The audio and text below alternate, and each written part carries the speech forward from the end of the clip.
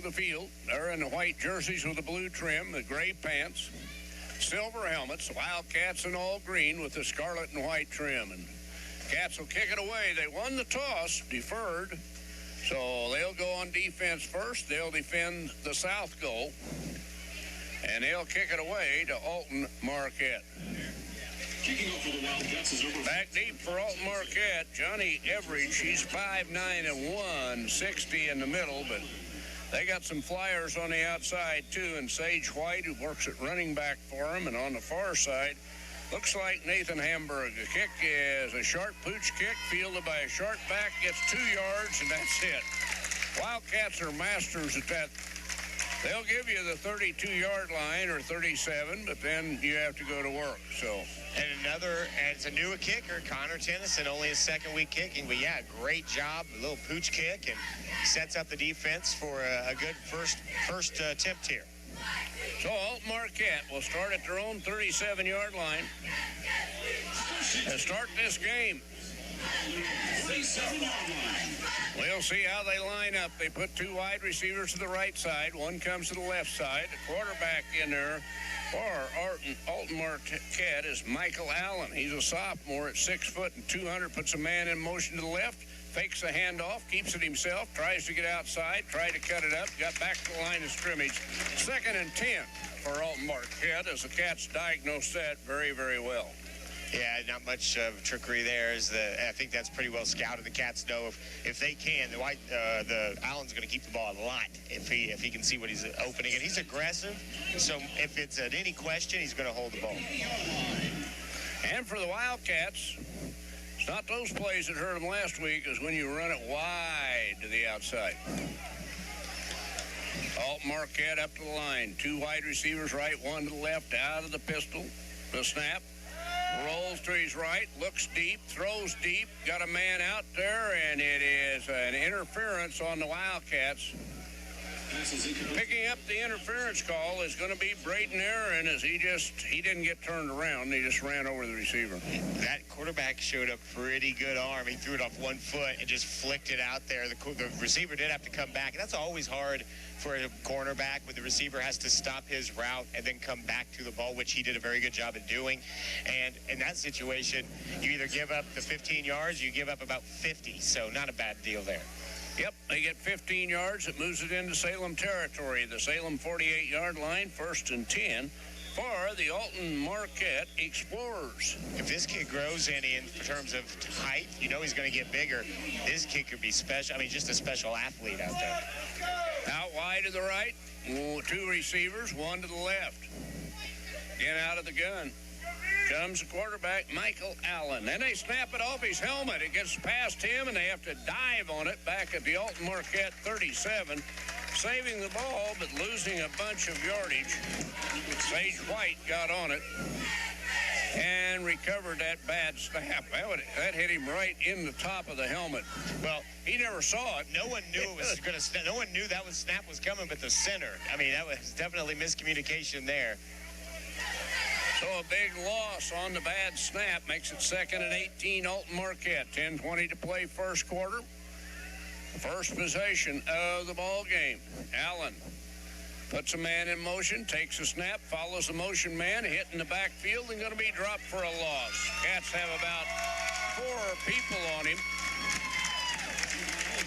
as they diagnosed that in a hurry, and I think the Cats are finding that maybe the down linemen for Alton Marquette aren't as big as Central. I think you're right, and I think we're going to see him pin back the ears now, 3rd and 25. And I just have a feeling Marquette's going to try to go for something here, try to pick up a big chunk of yards. So the Cats have a great opportunity defensively to make a big stand right here. Cats can hold them right here. They'll get good field position on their first possession. 9:35 to play in the first quarter, no score.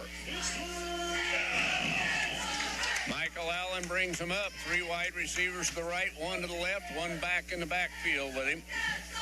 Sage White, he's there to recover fumbles. Takes a snap, drops back, throws out in the left flat, complete, hit and dropped at the 39-yard line, and the Cats will take over on downs. So a good first start for the Wildcats. Yep, going to set up punting situations, so the Cats should get excellent field position here, and really no chance of a fake here with this big down and distance, so the Cats can really go after him. They're going to send Smith back to receive. Max Cogan in to kick, 6'10", junior. Cats let him get in their own territory, but then drove him back. Now on a 4th down, the snap is a good one. They step up, get the kick away. It's a high kick, but a short kick. Salem gets away from it, takes an Alton Marquette bounce, so down to the Salem 27-yard line. Be 1st and 10 for the Cats at their own 27-yard line. Their first offensive possession of the night at 8:28 to play in the first quarter and no score. So the Cats got fortunate there. Of course, a big play, the bad snap. Now they move it back further to the 26. So I'm sorry, ladies and gentlemen. I got to wait for the officials to get there. That's all right. Well, the bad snap hurt Alton Marquette, but the Cats took advantage of it.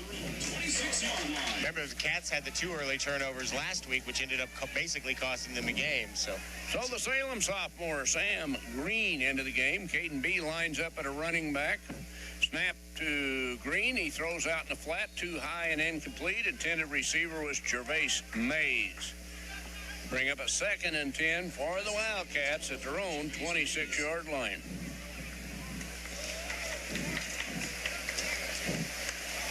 Cats trying to get it out to Mays. He's got some speed. On the outside, Green comes over and checks with Coach Green. 2 wide receivers to the right side this time for the Wildcats as Kinky and Mays go out to the right side. Now we've got a whistle. Timeout. Alton Marquette with 8:24 to play in the first quarter. There is no score. We'll be back in 60 seconds. What's wrong? Summer's over, Mom. What? Summer's over. Did you say summer's over? No, I just... Was it over after Craig's lawn dart accident? Was it over when Audra lost her retainer in the water park? Was it over when Jerry hid in the poison ivy? That was bad. But heck no, it wasn't over. Summer's not over till I say it's over. At your locally owned Napa Auto Parts stores in Flora and Louisville, you can count on experts to have the solutions to keep you running on the road or in the field. More than just your car, the Napa Auto Parts stores in Flora and Louisville carry a large inventory of Napa products for farms, heavy trucks, and just about everything that moves. Experienced associates understand your needs and are ready to help with the perfect part at a great value. That's Napa Know-How at your locally owned Napa Auto Parts stores in Flora and Louisville. Briscoe Surplus Sales on the northeast edge of Flora is your one-stop do-it-all shop. Looking for rugged boots. Into the game after stopping Alton Marquette on their first offensive possession. Green takes a snap, hands off. They run it straight up the middle, break a tackle, and they are off to the races. Caden B is going to go 74 yards. Touchdown, Wildcats. So they move Caden B to the running back and say, here's the ball. When you arm tackle a guy like Caden B, well, you can't. And they tried in the line, and he broke a couple of tackles, but then got to we got a flag on the play. I looked and didn't see any. Personal foul. Against Alton Marquette. Yeah, once B broke the initial line, there was really nothing going to happen in the secondary, and he blew everybody away. 74 yards. Great start for the Wildcats. So the Wildcats and Caden B on the board, 6-0 here in the first quarter. 8:12 to play in that first quarter. First offensive possession for the Cats, and they get ready for the point after touchdown. In to do the kicking is Connor Tennyson.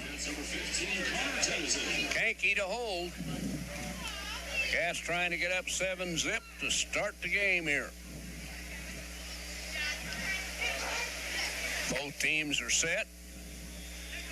Kanky calls for the ball. Snap back. It's down. Kick is up. Kick is good. Salem 7-0 for Alton Marquette. 8:12 to play in the first quarter. We're back in 60 seconds. At Clay City Banking Company, we're all on the same team, regardless of zip code. At home, work, school, or across the country, you can be part of our team with our cutting-edge mobile banking products. From your hand, you can check balances, transfer money, make deposits, and pay bills. Looking for a loan? We've got you covered with our mortgage, agriculture, commercial, and consumer loans. Join our team today. Clay City, Flora, Louisville, and Fairfield banking companies. We're the hometown banks, member FDIC, and equal housing lender. Tomorrow. Some fear the uncertainty it brings. Some trust the promise it holds. At Grinnell Mutual, we are always looking forward to tomorrow, growing and innovating. So even if the plans you have for the future aren't the same as the plans that the future holds for you, you can be ready. Because we'll be ready, like we have been for over 100 years. Trust in that. Trust in tomorrow. Talk to your mutual agent today. Your local agent is on the square. Louisville, Clay County Farmers Mutual Insurance. 12 to play here in the first quarter at Jim Fink's Field. Bill Hawley, Toby Goyen with you. The Cats lead at 7-zip as they just put together an 18-second drive. And they're inside Alton Marquette territory to kick this one off after the tack onto the personal foul. And this is a golden opportunity if you want to try an onside kick here. This would be the chance to do it. Of course, a normal pooch kick like they normally do, puts you in great field position, too. So here we go. Cats from the Alton Marquette. They try the onside kick. Good bounce. The kicker did a great job. It's going to get out of bounds maybe before we got it. Or did Salem pick it up before it got there? They did. Kinky comes up with it on the sideline. And the Cats' onside kick works. And the Wildcats are back in action. Well, I mean, it's about as predictable of a call, obviously, if I knew it was coming, that you can do. And a great kick by Tennyson. Well, and then Kanky just uses speed. There's a bunch of pro teams who would like that bounce. There's a lot of college teams who might be watching this sophomore, by the way, do his thing. So the Cats are going to get the ball, 1st and 10. They got the chains in the wrong place. We got the ball, right? Yeah, they pointed Salem's way, but they're pointing towards Alton Marquette. Now they're going to give it to Alton Marquette. All right. Well, they say Kanky didn't recover it. So. 10 for the Explorers. On their own 21-yard line. So let's put Alton Marquette into action. They'll be 1st and 10 at the 21. 8:12 to play here in the first quarter. 7-0 Cats. Alton Marquette, they run her over the right side, get good running room this time. As they get it out to about the 30-yard line, a pickup of 9 for Alton Marquette. Yeah, Sage White, who ended up taking quick to the line of scrimmage now, is Alton Marquette trying to do some quick offense. Yep, no huddle. They go out of the gun. Allen in the backfield takes a snap, hands it off. They'll run it to the right side again. They get the first down, brought down at the 35-yard line. On the tackle for the Wildcats is Braden Smith. Sage White is not very big, but that dude can fly. And if you miss a tackle in the open field, he's gone. So a 1st and 10 for Alton Marquette. Again, no huddle. Out of the gun. Allen the snap, the turn to give to Sage. Right side, he's hit and brought down after a gain of about 1, maybe 2. 2nd and 8 for Alton Marquette as they move it to the 37-yard line. Their own 37. 7:04 to play here in the first quarter. 7-0 Wildcats. Alton Marquette, this is her second offensive possession. First one was hurt with a bad snap. Allen again out of the gun. 2 wide receivers to the right, 1 to the left. Keeps Sage White in the backfield with him. Takes a snap, turns, fakes to White, keeps it, tries to run, is hit, breaks a tackle, straight ahead. He's not going to get very far as the Cats drive him back. Got back to the line of scrimmage at the 37-yard line of Alton Marquette. It'll bring up a 3rd down and 8 with 6:23 to play in the first quarter. Well, early on, too, you can see with the young quarterback Allen, he's not real decisive in when he wants to take off, and that inability to make a decision and go is allowing Salem's defense to just swarm all over him up the middle. So Alton Marquette, this time they huddle up. Now they break out. 3 wide receivers to the left, 1 to the right. He keeps Sage White back with him out of the pistol. 5:57 to play first quarter. 7-0 Cats. Allen the snap, steps back, throws out in the left side. He's got his man complete, but he won't get to the first down. Catching the pass for Alton Marquette is Johnny Everidge, and he's brought down in a hurry. It'll bring up a fourth down for Alton Marquette. Fourth and about 5. As they have it to the Alton Marquette 40-yard line, and they're in another punting situation. Cats put one man back. Max Cogan, the punter for Alton Marquette. Snap is a good one. He steps up. Good high kick, not very deep. Cats will get away from it. Let it bounce and roll dead. Again, it takes that Marquette bounce down to the Salem 20-yard line, where the Cats will have it 1st and 10 from their own 20-yard line with 5 minutes to play in the first quarter, and the Cats lead it 7-0. Cats scored on their first offensive possession. Alton Marquette has had 2 and 2 punts.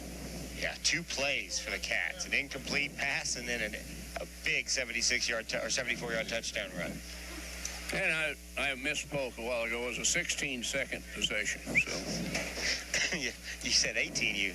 Yeah, it was quicker than you thought. A little quicker than I thought. So Wildcats huddle around Coach Green. Now they're out on the field. Alton Marquette goes on defense. Here come the Cats. And Sam Green at quarterback. He keeps 2 running backs in the backfield with him. No, he's got 1 in the backfield. He goes out of the pistol, takes a snap, hands it off Braden Smith. Nope, Green keeps it. He comes to the left side and gets good running room out across the 30 to the 33-yard line. So Sam Green on the carry. They give him to the 34. It'll be a 1st and 10 for the Wildcats, a 14-yard gain for the young quarterback. Well, we did not see that a lot last week, but he can do that. He shows some fairly decent foot speed there to get to the outside and a good fake. Yankee goes wide to the left side. Out wide to the right side for the Cats is Charlie Fehrenbacher. Green again, out of the gun, takes a snap, turns, hands it off. Braden Smith, left side, runs over a couple of people to the 40-yard line. They give him to the 41. It'll bring up a 2nd down and about 4. Smith on the carry.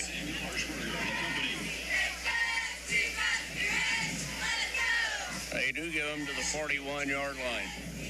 So it's 2nd and closer to 3. Again, Fehrenbacher wide to the right side. Yankee out wide to the left side. 1 back in the backfield behind Green on a 2nd and 3. Couldn't get him to jump, but there's a flag on the play. Maybe a Salem player trying to get him to move jumped, and that's not good. Yep. They said he flinched his arm. Lost the Cats 5 yards. Yep. Well, that's not the way you draw it up. Fortunately for the Cats, the ground game's been good. They've got 3 carries for almost 100 yards here in the first quarter. So it moves them back to the 36, and instead of a 2nd and 3, it's a 2nd and 8. Caden B checks in for the first time this possession as well. I don't think they'll use him as much as they did last week. This time, though, he's going to line up in the slot to the left side. Green out of the gun, puts Caden B in motion, hands him the ball. He's running to the right side, gets a block. Down the sideline he comes, 1 man to beat. Cuts back inside, hit from behind and dropped at the 31-yard line of Alton Marquette.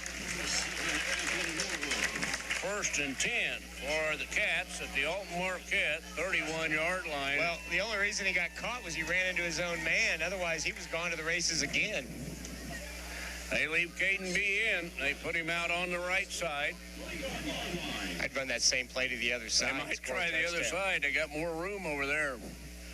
Green waits the snap, puts B in motion, hands him the ball. He's running to the left side, trying to get to the outside, and cannot, as he is caught on the corner and brought down, but should have enough for a 1st down for the Wildcats. We'll wait till the end pile and see where they're at. Well, that's gain of about 10, and that's 3 carries for 117 yards for Caden B here in the first quarter. And I'd say he's going to get a rest. First Wildcat this season, he rushed for 100 yards. Congratulations to me. And he does. He comes to the sideline as he got it down to the Alton Marquette 21-yard line, and a first down for the Cats. 3:02 to play in the first quarter. Cats lead at 7-zip, and they're driving. Out wide to the right side is Gervais Mays. Kenke out wide to the left side. Everybody else stacked in tight. Green to snap, the turn to give. Running back trying to get to the outside, get to the corner. Cannot, is going to be hit and dropped as he is driven out of bounds at about the 18-yard line of Alton Marquette. Average on the tackle for Alton Marquette. They do mark it at the 18-yard line of Alton Marquette. Gain of 3, second down and 7. And Caden B checks back in. Not much rest. With 2:41 to play in the first quarter, Cats up 7-0. Gervais Mays also into the lineup for the Wildcats. He'll split out wide to the left along with Kenke. Caden B will stay in the backfield. Green, the quarterback, looks over the defense. Takes a snap, turns, fakes a handoff, rolls out, trying to look to the outside, finds his man complete, and they break a tackle. Down the sideline they go to the end zone. Touchdown, Wildcats! Smith on the reception, and Green showed a lot of patience there, Toby, as he had to wait for that play to develop. Well, yeah, the defender was kind of at a loss. He had to make a decision. Am I going to stay with Harris, or am I going to go to the quarterback? He didn't do either. He stayed in no man's land, and a good pass, a better reception as he had to adjust, go back to the ball, and then it was just pure will to get into the end zone. Caden Harris again showing you he's so tough, and the Cats back on the board again. And Tennyson in to try the point after touchdown. 2:28 to play first quarter. Cats mount the score to 13-zip. Again, Kenke will hold.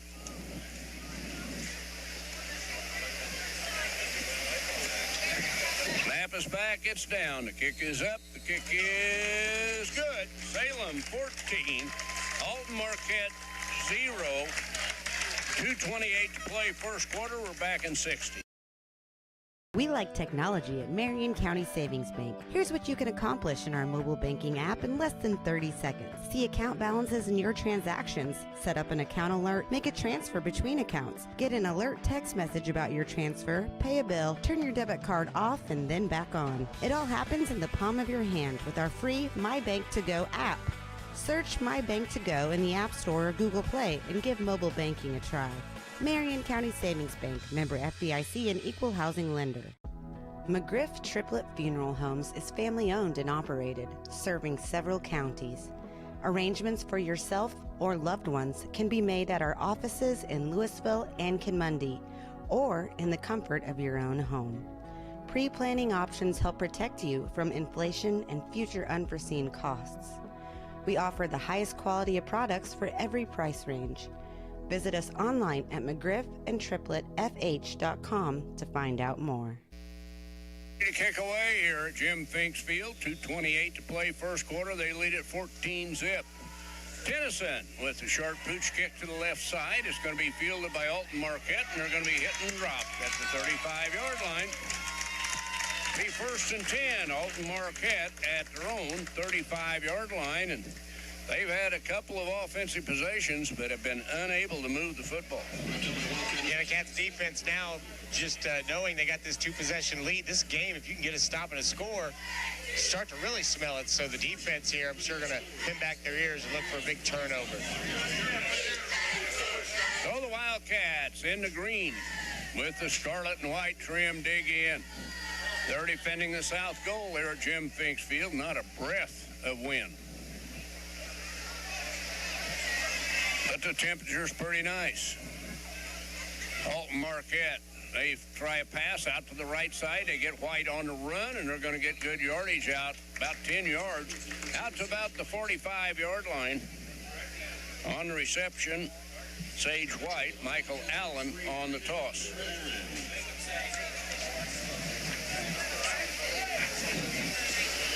They mark him down at the 44, so they're a yard short. Pick up 9 yards. 2nd and 1 for Alton Marquette. 3 wide receivers to the left side. Michael Allen, the quarterback, out of the gun. Takes the snap, looks to the left, throws to the left, got his man complete. He slips 1 tackle, 2 tackles, 3 tackles. Down the sideline he goes and driven out of bounds. And driven out of bounds by the Salem's Caden Harris. Looked like he took a heck of a blow against the bank. But Harris got him out of bounds in Salem territory at the Salem 38. 18-yard gain there. So Alton Marquette gets the first down. And they're into Salem territory for the 2nd time tonight at the Salem 38-yard line. And this time 3 wide receivers to the right side. Michael Allen out of the gun, takes a snap, looks right. We got a whistle. False start. Alton Marquette, that'll cost him 5 yards. Will bring up a 1st and 15. I wonder if they didn't call that on the quarterback. He's been, with his off arm, he's been clapping and then kind of shaking that shoulder a little bit as if trying to get the line to jump. I wonder if they didn't call that on them. Could have been, because I didn't see anybody else jump. I didn't see anybody jump, so it must have been on him. 1st and 15, though, for Alton Marquette. Again, 3 wide receivers to the right, 1 to the left. Michael Allen out of the gun. Cats defense digs in. Allen the snap, the turn to give to his running back, trying to get to the outside, caught from behind with a shirt, and then finally drugged down and a flag on the play. Might have been a face mask, I think. Face mask, Salem. Yep. On the carry was Sage White, and he can motivate. He got it out to the Salem 44-yard line. They'll mark off the penalty. It'll take it down to the Salem 39. So that gets Alton Marquette closer to the Salem goal line. Still in negative down and distance, though. Yeah. 1st and about 11. I'm not sure about the spot, but I don't know. Well, I wasn't either, but that's where they call it. It looks like that. I thought that's about where the penalty had happened, right about where the ball's at now, just a couple of yards back. But it's only a 5-yard penalty, then I guess not going to go back too far. And as we saw last week when Smith about got his head taken off, they're just 5-yard penalties. There's no degree of it. Yeah. And the refereeing crew's still talking it over, so this ball may move again. Who knows? Minute 27 to play here at Jim Finks Field in Salem. The Cats lead at 14-0. And next week, the Cats go on the road to Harrisburg, their first road contest of the year. The long trip down I-57 south. Well, it seems like that trip from Marion to Harrisburg's longer. Why is that? I don't know, but I just drove it the opposite way this morning about 3 a.m. Yeah, you're right. It takes forever to get there. Well, now they're moving the ball back. And 2nd down. And it's 2nd down, but they move it back to the Alton Marquette 43. I mean, the Salem 43, I'm sorry. I don't get how it's 2nd down with the penalty after the play, but all right. Well, it's 2nd down, and they moved it back 43. Now they're going to pick it up, and they're going to mark the other way. I'm out of paper. That's all there is. Inside the 40, back to the Salem 38. Are you happy now, Tommy? I don't know if happy's the word that's going through my head right now. And it's still going to be a what? 1st and 10. Well, they're going to talk about the down now, I think, and everything else. Yeah, well, now we've already moved the chains. It's going to be tough to put them back in it. We don't have instant replay. Well, they never moved at all because they were 1st and 15 when this thing started. Right. And now we're still at first. Now we're 1st and 10. So I think we're all right now. 2nd down was confusing me. Now they got 1st down on the stick. All right. After the penalty, it's 1st and 10. Now I'm happy. Toby's happy. Now it's 2nd down. Oh, now they changed 2nd down. 2nd down. Okay. Allen, the quarterback for Alton Marquette. They start from the Salem 38-yard line. He puts wide receivers right and left, got a running back in the backfield. He puts him in motion, takes a snap, throws it out into the flat to his running back, hit and drop for a 4-yard loss. Cats smelled that out all the way, making the tackle as Braden Smith for the Wildcats. Well, that was almost identical to the last reception for White, where he led him a little bit, almost too much, and that time he didn't lead him enough, and Smith was there to wrap him up. So they back him up to the Salem 43. It'll bring down a 3rd and 15. You'd have to think go Alton Marquette in 4-down territory, down 14-0, even though we're in the first quarter. 50 seconds to play first quarter. 3 wide receivers right, 1 left, 1 to the right. Allen looks it over. Out of the gun, takes a snap, drops back, throws out into the flat, got his man out there by himself, and he eludes a tackler, gets down the sideline, and then is driven out of bounds at the Salem 36-yard line. So it'll bring up a 4th down for the Alton Marquette Explorers. 33 seconds to play here in the first half, and they bring a kicker in, Toby. Yeah, I'm still not sold on it. Charlie Fehrenbacher with the tackle. We'll see. I'll have to see it to believe it if they're going to punt. Kogan is in there. Last year, their punter was their quarterback, which made it even harder to tell what was going to happen. So the Cats, they don't send anybody deep. They're going to play it up tight. Snap is back to Kogan. He steps up, and they are going to punt it. He's aiming for the end zone, which is a break for the Cats. Before, he kicked it high and short, but this time he drilled it, and it'll go to the end zone. The Cats will have it 1st and 10 at their own 20, so don't understand all I know about that one.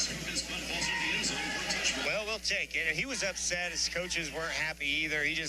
That one, it ended up, it looked like it was going to be an end over end, but then at the top of its apex, it kind of flattened out and spiraled. And at that point, I mean, it's like a golf shot. Once it's off the club, it's kind of out of your hands. So it's kind of what happened there.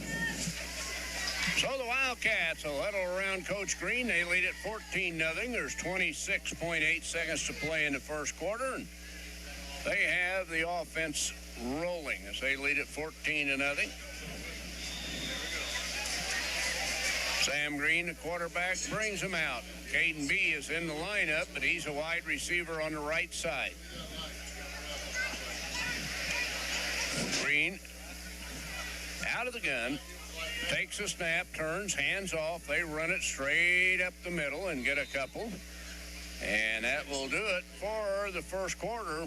First quarter's going to run out with the Cats leading here 14-0 at Jim Finks Field. A pickup of 2 on that play will bring up a 2nd down and 8 when we start the second quarter. But right now, we'll have a word from some of our fine sponsors with the Wildcats on top here at the end of one. 14-0 over Alton Marquette. We like technology at Marion County Savings Bank. Here's what you can accomplish in our mobile banking app in less than 30 seconds. See account balances in your transactions, set up an account alert, make a transfer between accounts, get an alert text message about your transfer, pay a bill, turn your debit card off and then back on. It all happens in the palm of your hand with our free My Bank to Go app. Search My Bank to Go in the App Store or Google Play and give mobile banking a try. Marion County Savings Bank, member FDIC and equal housing lender. Going beyond the expected. It's what they do at Pekin Insurance, and it's been their way of doing business since 1921. It's service that goes the extra mile, and product that provides the flexibility to meet all of today's insurance needs and tomorrow's as well. Stop by and see the agents at North Wayne Insurance Agency in downtown Flora and Sisney. They will provide the financial protection and peace of mind that you need and deserve. North Wayne Insurance in Pekin, beyond the expected. If you're looking for a loan for your brand new home, call Clay County State Bank. If you want to transfer money so your future will look sunny, call Clay County State Bank. We got checking and savings and bill pay too. An online bank, just ask our crew. For all your banking needs, we think you will agree. Clay County State Bank is the place you need to be. Clay County State Bank. We had it 2 minutes and 32 seconds. What took us so long? Man, I don't know. Here come the Cats. Green sets in under center, puts a man in motion, drops back, rolls to his left, looks out in the flat for B, keeps it, tucks it under, and runs straight ahead. He'll get about 4 or 5 on the carry. It'll bring up a 3rd down and short for the Wildcats. Green would have liked to have had Caden B, but everybody else was on him. Yeah, he had B, and he had another option down the field that wasn't quite there either, and a good job, good decision by Green. He just tucked it, and he ran, and he's got a third and about 3.5. Well, from the Salem 27-yard line, here come the Wildcats. Caden B wide to the right side. 2 backs in the backfield. They're split by Green, who works out of the gun. Tried to get Alton to jump. They did not. Now you'll check the play list. Start over. The snap is a good one. He looks to the left, throws left. He's got Kankey complete for the 1st down. He may have got roughed, but there's no flag. Kankey gets the 1st down. The Cats move the chains at the 34-yard line. 1st and 10 for the Wildcats. Well, good arm strength, not to get it so far down the field, but Green was hit as he threw it, plus the ball got tipped. So to be able to get it through that and still get it to Kankey, that was a great throw.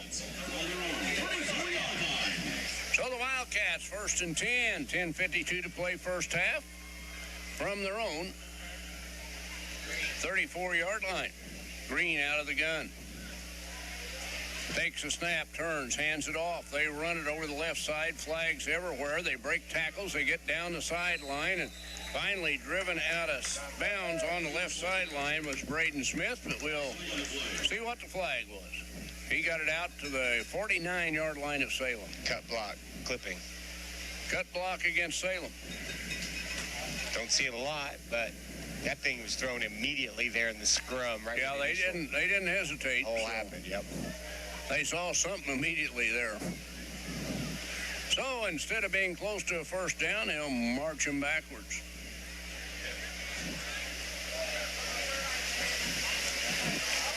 Back inside to Salem 25 to the 23-yard line. On the penalty. And it'll be a 1st down and 23 for the Wildcats. Green gets the play from the sideline, now joins the rest of his teammates in the huddle, breaks them out of there. Caden B wide to the right, Kankey comes wide to the left. 1 back in the backfield with Green, takes a snap, hands it off. They run it over the right side and fumble the ball. Recovered by Marquette. I think Alton Marquette. Yeah, they did. Alton Marquette on the fumble by the Wildcats, so their best field position of the game at the Salem 29-yard line. Salem last week had 2 turnovers early that really hurt them. This fumble will give Alton Marquette the ball at the Salem 29-yard line. Yeah, and it's not a penalty or not a turnover that's going to cost you the lead, but it could cost you momentum as you had a 2-possession lead going down trying to get to a 3rd, and instead you might get Marquette a little bit of hope here if they can put it in the end zone. Now definite 4-down territory as long as they don't go backwards. So Alton Marquette with the ball at the Salem 29-yard line. Cats lead at 14-zip. 10:04 to play in the first half. Out of the gun is Allen. Looks to the sideline. He's got 3 wide receivers to the left, 1 to the right side. Puts these running back in motion out in the flat, throws it to him. They got the screen set up, but he's going to be hit and dropped before he can get there. Wildcats do a good job covering that. Caden Smith on the tackle. And a loss on the play for Alton Marquette back outside the Salem 35 to the Salem 36-yard line. So pretty good defensive play to start the first down. That's been the only pass play that's been real effective, that little swing pass to the running back. And if the Cats can read that before they it's an easy pick 6. This time, Alton Marquette puts 3 wide receivers to the right, 1 to the left. Allen, the quarterback, out of the gun, looks over the defense, keeps 1 back in the backfield. Takes a snap, looks right, throws right. Man cutting across, got it complete. Going to be hit and Brought down at the Salem 20-yard line, but a big gainer for Alton Marquette. That'll get him back to third and about 1 for a first down at the Salem 21-yard line. Pick up a 15 on the pass play. Well, the quarterback held his throw, I think, just enough that it got the DB Salem to jump a little bit on the route, and then he was wide open after that. But good job there by the quarterback. Third down and 1, Alton Marquette at the Salem 21-yard line. 8:38 to play in the first half. Salem up 14-zip. Allen with 3 wide receivers to the left, 1 to the right, takes a snap, throws it over the middle. Oh, it bounced off the receiver's hands. And could have been intercepted, but no cat right there. It's one of those that you just had to be in the neighborhood. Nathan Hamburg couldn't handle it. Well, and the Cats got lucky because what they did was you anticipate that swing pass wide, and they tried to slip this little pass right up the middle there, and he just didn't catch it. But they had it pegged. That was a good offensive call, just couldn't execute it. So now a fourth down for Alton Marquette at the Salem 21-yard line. Taking a long time getting the play in. I bet they call a timeout here. I think they're going to have to. Quarterback's still on the sideline. They're still talking it over, but I think they're going to take a timeout because the play clock's down to 5 already. And he's walking back to the huddle. So timeout, Alton Marquette, 8:26 to play first half, 14-0 Cats. We're back in 60 seconds. Come to Pagel's Silver Dollar Lanes, Monday through Sunday, to bowl, play pool, throw darts, have a drink at our full bar, try your luck on the machines, have a bite to eat, or take the kids to the arcade. If it's fun, it's at Pagel's Silver Dollar Lanes on Banker Street in Effingham. See you there.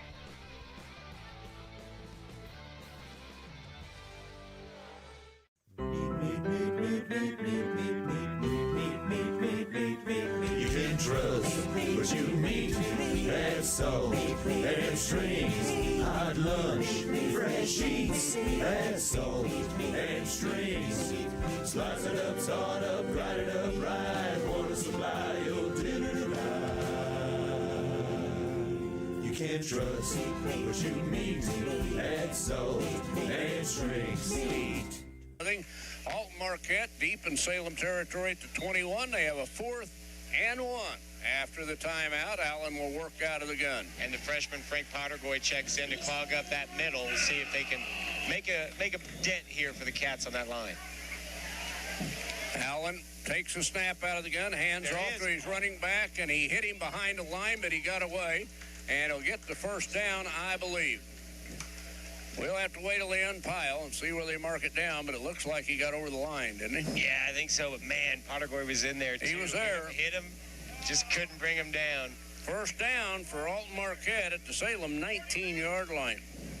Well, they moved the chain, and then they said go back, but I don't know. Everybody moved, so I don't know how they're going to... I don't know what they're going to do now, But now they're going to measure after everybody had moved, so... Yeah, this will be interesting. I mean, it's not the chain gang's fault. The referee had told him to move, but when you move every piece of the chain, it's going to be hard to accurately put back where it's at. He gave her a good guess, though. Well, the chain gang getting her exercise. They don't like to run that far, really, but... They do a good job, though. Oh, yeah, they came all the way across. We'll see if they can make it back to the other side. Get them some Gatorade before they go back. First down. We called that from up here before we had the chain gang. Okay, now they're going to try and get back. If they don't run over the football players, the referees.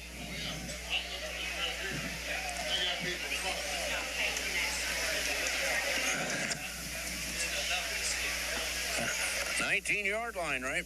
Yeah, gain of 2, I think is what he gave him. 8:20 to play here in the first half. The chain gang, they'll have to give them time to get over the sideline, get their breath. Alton Marquette's ready. Well, you're going to have to wait a while. Chain gang's not ready. Now they're ready. Out of the gun comes Allen for Alton Marquette. 3 wide receivers right, takes a snap, looks left, looks into the end zone, goes to the deep corner, incomplete. Good coverage out there by the Wildcats. It was Connor Tennyson. Connor Tennyson. What I'll tell the young kid is, Connor, you did a good job staying with him, but you could have thrown a flag pretty easily for face guarding there. He's not at any point, but he was right on him. Great coverage by Tennyson. So a second down and 10 for Alton Marquette at the Salem 19-yard line. 8:11 to play in the first half. Salem up 14-zip. Alton Marquette, 3 wide receivers to the left, 1 to the right. Keeps Sage White in the backfield with him. Here's Allen. Out of the gun, takes a snap, gives to Sage White. No, he keeps it. He goes straight up the middle for the TD. They won't stop him today. 19-yard run by Michael Allen puts Alton Marquette on the board. It's 14-6 at the 8:04 mark here of the first half. It's taking advantage of the turnover once again. 3 times the Cats have turned it over this season. 3 times the opponent scored, and they're right back in it now, pending the extra point. Michael Allen on the quarterback draw. And they try for the point after touchdown. Alton Marquette lines up. Snap is back, it's down, kick is up, and the kick is good. Salem 14, Alton Marquette 7. We'll be back in 60 seconds. Why are more people heating their homes with FS Propane? Because it's better to work with a company that lives and works in the same community that you do. This is Aaron Cummins, your local Clay County FS Propane specialist with South Central FS. South Central is a 9-county cooperative with highly trained employees that are dedicated to providing our residential, commercial, and agricultural customers a safe and reliable propane supply. Contact your local South Central FS Propane specialist or visit us online at southcentralfs.com. My name is Robin Stanford. I own Stanford Marketing. It's a promotional products business along with an embroidery business. And we do custom hats, t-shirts, anything, you name it, we can make it. People like that we do stuff in-house and we can actually make things here and that we're not contracting the work out to other places. We never say no. We always try to find a way to do it. If anybody can do it, we can do it. We are hardworking women, that is for sure. Come to Stanford Marketing in Flora for all your custom and promotional needs. Results in 15 minutes. Just drive up.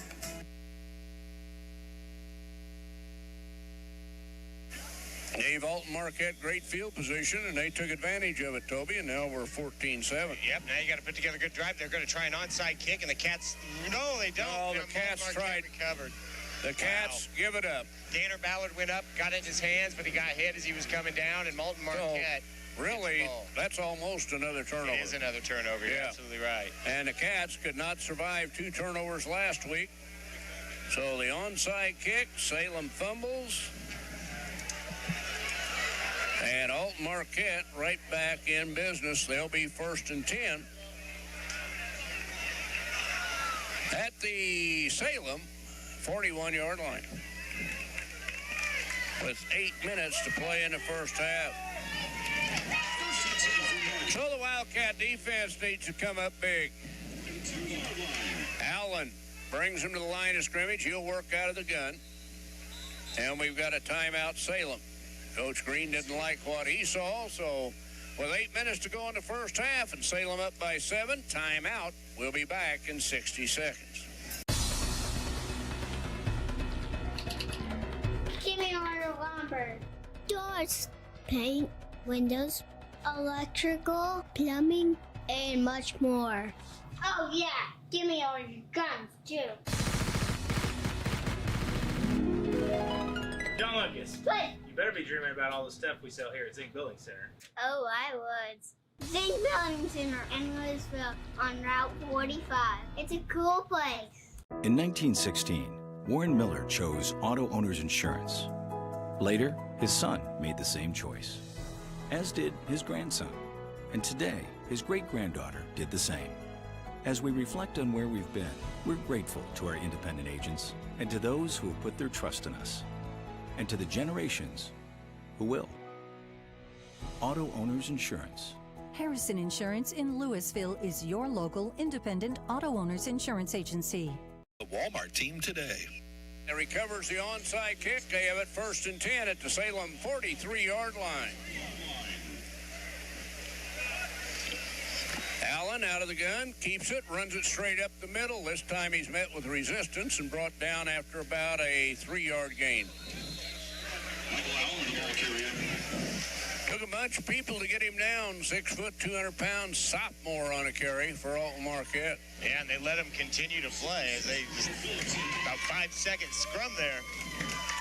So they get it to the 42. Gain of 2, they say. 2 yards on the carry.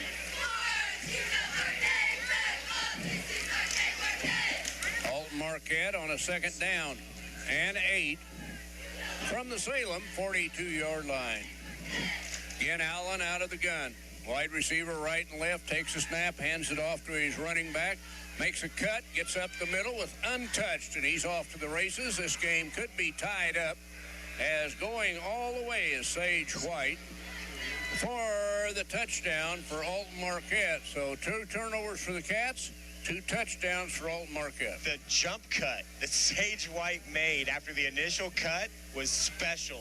He saw that when he came back inside that there was some resistance there. Quick stutter step back out to the outside. It looked like Tennyson got held, or it tripped up at least when he was trying to get over to the angle. When he got spun around, nowhere to go. A 42-yard touchdown and an extra point away from tying this one. And in the kick is going to be Max Cogan, the kicker. Try to get this one tied up. They await the snap. It's back, it's down, it's up. The kick is good. We're tied at 14 all with 7:04 to play in the first half, and we'll be back in 60 seconds. Make Carnaby Square in downtown Fairfield your fashion leader. We're the little boutique with the big inventory of beautiful, trendy outfits and clothing in a wide array of your favorite name brands. And don't forget our large selection of jewelry and accessories. Carnaby Square is Southern Illinois' largest dealer of Brighton. At Carnaby Square, we take pride in our one-on-one, knowledgeable customer service and look forward to helping you create your own special look. Plus, always free gift wrapping. Find endless gift ideas 24/7 at CarnabySquare.com and on our Facebook page. Shop the fashion leader in downtown Fairfield, Carnaby Square. Get ahead of the game at Carter Athletic Academy, where the goal is to transform you into the best young athlete you can be. Train for top performance in football, volleyball, soccer, baseball, and softball. Professional private lessons and clinics are always available with Carter Athletic Academy's expert training staff. Carter's exclusive Hit Track system brings skill development as well as exciting gameplay to batting cages. Plus, the Academy is the perfect spot for your special event or celebration. The Carter Athletic Academy in Fairfield. We've had 2 Cat turnovers and 2 touchdowns for Alton Marquette, and we're tied at 14 all. And last time, Alton Marquette with the onside kick. Salem fumbled it, and this time they kick it away. It'll go deep. Salem will field it back at the 5, up to the 10, to the 15, to the 20, to the 23-yard line. Come the Wildcats. And it will be 1st and 10 for the Wildcats from their own 23-yard line. About 9 minutes left in the first half. A battle we figured it would be. Freeburg and Nashville tied at 7. And the Midgets are not. As my reporters got me out, or I got my reporters out there, huge this year. And right now, 7-7 battle with Nashville. Yeah, it's going to be a dandy. Right here, the Cats have got their hands full. They start from their own 23 here with 6:54 to play in the first half of a tie ball game. One back in the backfield. Green keeps it, rolls right, looks downfield, throws on the run, and got Kinky complete. Out of bounds, I think. Oh, he got out of bounds? Yeah, he was out of bounds before he caught it. Wow. Pass was intended for number 10. That's tough to do when there's all those players standing over there. Yeah, just to catch it down there is pretty good. Yeah.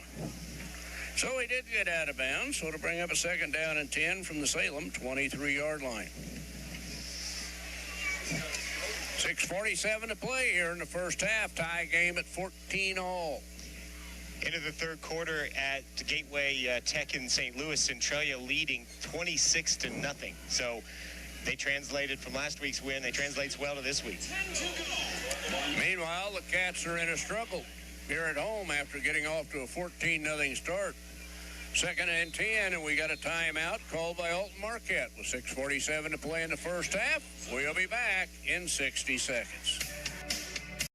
Having car trouble, need a tow, or just some routine maintenance? Butcher Automotive in Louisville has you covered. Locally owned and operated, Butcher Automotive offers complete vehicle repair services along with tire sales and wheel alignment. They're your local Hankook tire and interstate battery dealer. Butcher Automotive offers free local pickup and delivery so your car can be repaired while you're at work or at home. Butcher strives to treat everyone's vehicle as their own. At Butcher Automotive, they don't want you to give them your business, they want to earn it. It's the weekend and your symptoms are worsening. The morning of a big meeting and you have a bigger sore throat. Ever experienced that urgency after picking up your sick child and your community health center has already closed? You will be able to connect to a provider at crhpc.org. Even if you have never been to CRHPC, you are welcome to utilize our services. Feel better after scheduling a video visit with CRHPC. 47 to play in the first half, a tie game at 14-all. Bill Hawley, Toby Gillian with you. Toby, we talked about this game going pretty slow, and we keep calling timeouts. Yeah, that's the last timeout for Marquette the first half, and after 3 quarters, we talked about Centralia already through 3, and we do have a score from the Milk Bowl. Mater Dei up 21-0 in this first half over Central. Milk will be sour somewhere. It sure will. Yeah. Here come the Cats on a 2nd and 10. Green looks left, tried to throw left, throws an interception. Touchdown, Alton Marquette. The interception and the TD is Caleb Gardner, and 3 interceptions in a row for the Cats, and they're down now 20-14 after starting out with a 14-0 lead. That was Caleb Gardner, the defensive lineman, 5'11", 220 in the senior. I'm not sure how many touchdowns he scored in his career, but that one's going to be remembered for a long time. Batted what was going to be that quick slant pass, and then just stuck with it and out-muscled Green for it. 23 yards on the interception for the TD. And just like that, with 6:41 to play here in the first half, Alton Marquette leads it, and they'll try to make it a 21-14 game as they get ready for the point after touchdown. Whatever coach said in that timeout worked. Snap back, it's low, but they get it down, they get it up, and it is good. 21-14, Alton Marquette over the Wildcats. 6:41 to play in the first half. Back in 60 seconds. At your locally owned Napa Auto Parts stores in Flora and Louisville, you can count on experts to have the solutions to keep you running on the road or in the field. More than just your car, the Napa Auto Parts stores in Flora and Louisville carry a large inventory of Napa products for farms, heavy trucks, and just about everything that moves. Experienced associates understand your needs and are ready to help with the perfect part at a great value. That's Napa Know-How at your locally owned Napa Auto Parts stores in Flora and Louisville. Briscoe Surplus Sales on the northeast edge of Flora is your one-stop do-it-all shop. Looking for rugged boots and footwear from great brands like Lacrosse, Rocky, and Carolina? They're there. How about top-notch small engine parts and service? Briscoe Surplus Sales has it. Whether you're wiring your switches or switching your wiring, Briscoe Surplus Sales has the solution and the know-how to help you get the job done right the first time. Briscoe Surplus Sales, your one-stop do-it-all shop. Marquette 21, Salem 14. The Cats started out 14-0, then they've had 3 turnovers that have resulted in 21 points by Alton Marquette, and Marquette is getting ready to tee it up. One of those turnovers was on an onside kick that the Cats fumbled. Yeah, and they are stunned on the sideline right now. And stunned? Halftime can't get here quick enough for Salem. It's still 6:41 to go in this first half. Salem will have the ball to start the second half, but my man, it has taken a complete 180-degree turn right now. Kogan onside kick the other way, and the Cats cover this one. Great play at the 50-yard line. The Cats will have good field position. Coming up with that onside kick was Matthew Sellers, and congratulations. I think you're just getting a little greedy at that point, though. Marquette just scored 3 straight touchdowns to take the lead. You'd think they'd kick it away. You're not going to catch Salem off guard a second time this quickly, you wouldn't think. But Salem will take it. Now only half the field to deal with it. It's imperative they put together a run here and get some points. 6:39 to play in the first half. Cats will have the ball to start the third quarter. So you got to get started right now. Green out of the gun. Keeps one back in the backfield with him. Takes a snap. Hands off. They run it over the right side. Carrying the football for the Wildcats for about 4 yards is going to be Braden Smith. 14 total. They give him 3. 14 total plays, though. That's it for the Wildcats. 2 of those were incomplete passes, and another one was a fumble. So, I mean, the Cats haven't really been able on the field offensively at all because of those turnovers. We'll see if they can mount a drive. Well, you got to take advantage of this great field position. They have it 2nd down and 7 at the 47 of Alton Marquette. 2 wide receivers to the right. Green, the snap, the turn. He's going to keep it. He runs to the left, tries to get to the outside. Going to get there. Now, brought down at the 40-yard line. Closing on him in a hurry was Logan Sternickel for the tackle, but it's right at, a yard short of the first down mark. Yeah, I'm not sure that Sam knew he was that close to the first down. He was trying to find his way to the sideline, avoid that hit, but didn't quite get there. From the Alton Marquette 41, it's 3rd down and 1 for the Wildcats. Green out of the gun.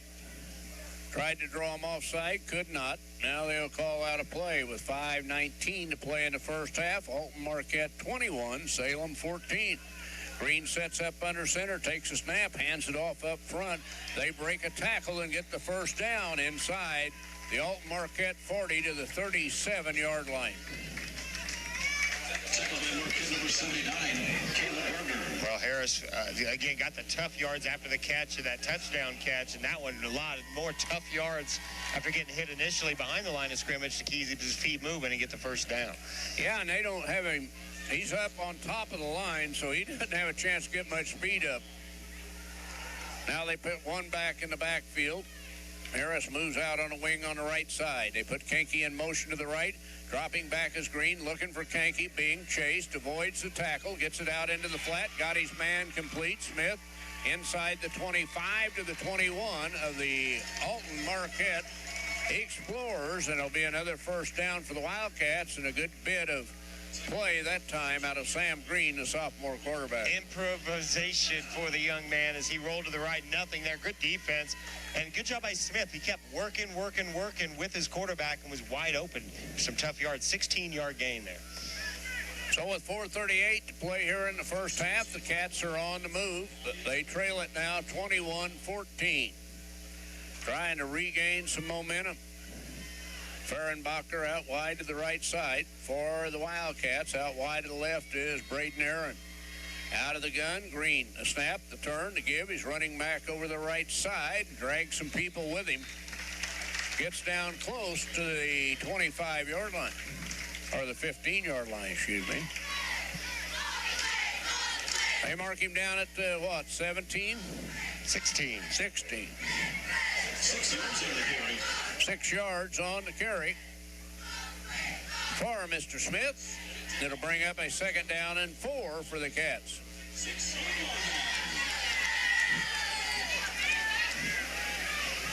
Again, the Cats 2 wide receivers to the left side. They keep Smith in there. They put 2 backs in the backfield.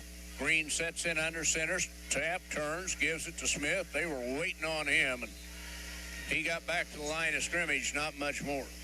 Yeah, with the ball at 16-2, you're looking at about a 34-yard field goal attempt. I think you're probably well within Tennyson's range. You got to put points on the board one way or the other here, though, and I think it all depends on how close they get on this 3rd and 5. Lost a yard on that play. Yeah, getting that at least close enough to the sticks to go for it. But if not, again, you're right there, I think, knocking on the doorstep where your sophomore can probably get it done. So a big 3rd down for the Wildcats. Caden B in. He's a wide receiver to the right side. Gervais Mays to the left side. Green out of the gun. Takes a snap. Turns. Hands off. They're hit behind the line and drop. They're just shooting the gaps now on the Wildcats that if you're going to run it, here we come. So it's a big 4th down. for the Cats. They lose yardage on that, so they've got 4th and about 8 as they move them back to the 20-yard line. Well, this is a tough now. I mean, it's 4th and long, and looks like they're going to go for it. He's talking to his quarterback now, so they're going to try to pick it up here. Or at least try to draw him off sides and get closer to this, closer. So on a 4th down and 8, here come the Wildcats. 2:30 to play in the first half. They trail Alton Marquette 21-14, and they are at the Alton Marquette 20-yard line. Green out of the gun, takes a snap, fakes a handoff, drops back, gets a block, cuts it upfield. He's got running room at the 10 to the 5, out of bounds at about the 2-yard line. But a big pickup by Sam Green for the Wildcats on a 4th and 7. They move it down to 1st and goal at the Alton Marquette. Looks like about the 2-yard line. I think got him all the way down to the 1 now. Yep, they got it up to 1. Wow, big call there. Big call, and I think he did it on his own. He absolutely looked like he did. And Green is just, I mean, he's made some, a lot of these turnovers. I mean, the first one was a great play. That interception on the last possession was a great play, but he's made a couple of really good decisions, and that was one of them. Cats put Caden B out wide to the right side. Keep 2 running backs in the backfield. Green will set up under center on a 1st and goal. Snap, turn, give, trying to get to the outside is Harris. He breaks 1 tackle, spins, and touchdown, Wildcats. Caden Harris just carries people with him into the end zone. The Cats get back within 1 point at 21-20 here. Well, I'll tell just to everyone listening that's going to play us, if you're going to come and try to tackle Caden Harris, you better come with more than 1 person, because the guy will not go down being hit by 1 guy. We've seen that on a few occasions here tonight when he's touched the ball. Great run there and would not be denied. Now a big extra point here to tie it. 50-yard drive by the Wildcats. Chance now to tie this game up. After Cats led 14-0, Alton Marquette came back with 21 straight points to get up 21-14, and now the Cats trying to get it tied up with 2:06 to play in the first half. Tennyson, the kicker, snap back, it's down, kick up, kick is good. We're tied at 21-21 with 2:06 to play in the first half, and we'll be back in 60 seconds. At Clay City Banking Company, we're all on the same team, regardless of zip code. At home, work, school, or across the country, you can be part of our team with our cutting-edge mobile banking products. From your hand, you can check balances, transfer money, make deposits, and pay bills. Looking for a loan? We've got you covered with our mortgage, agriculture, commercial, and consumer loans. Join our team today. Clay City, Flora, Louisville, and Fairfield Banking Companies. We're the hometown banks, member FDIC, and equal housing lender. Tomorrow, some fear the uncertainty it brings. Some trust the promise it holds. At Grinnell Mutual, we are always looking forward to tomorrow, growing and innovating. So even if the plans you have for the future aren't the same as the plans that the future holds for you, you can be ready. Because we'll be ready, like we have been for over 100 years. Trust in that. Trust in tomorrow. Talk to your mutual agent today. Your local agent is on the square. Louisville, Clay County Farmers Mutual Insurance. Welcome back, ladies and gentlemen. Bill Hawley, Toby Gillian with you here at Jim Fink's Field. The Cats tie it at 21-21, and they get set to kick off. I don't think they'll kick an onside kick. Tennyson puts it in the air to the right side. It's fielded by Alton Marquette at about the 23. They start up the sideline. They break tackles. They're down the sideline before being driven out. Great return by the Explorers of Alton Marquette. Well, they kicked it to White, and they hadn't done that all game, and that's why you don't want to, because he can explode on you, and he gets it all the way to the 50-yard line, and still plenty of time for Alton, although no timeouts left for Marquette. Salem still with 2, a minute 59 to play. Alton Marquette starts at the 50-yard line. Minute 59 to play. Game tied at 21-all. We're still in the first half, ladies and gentlemen.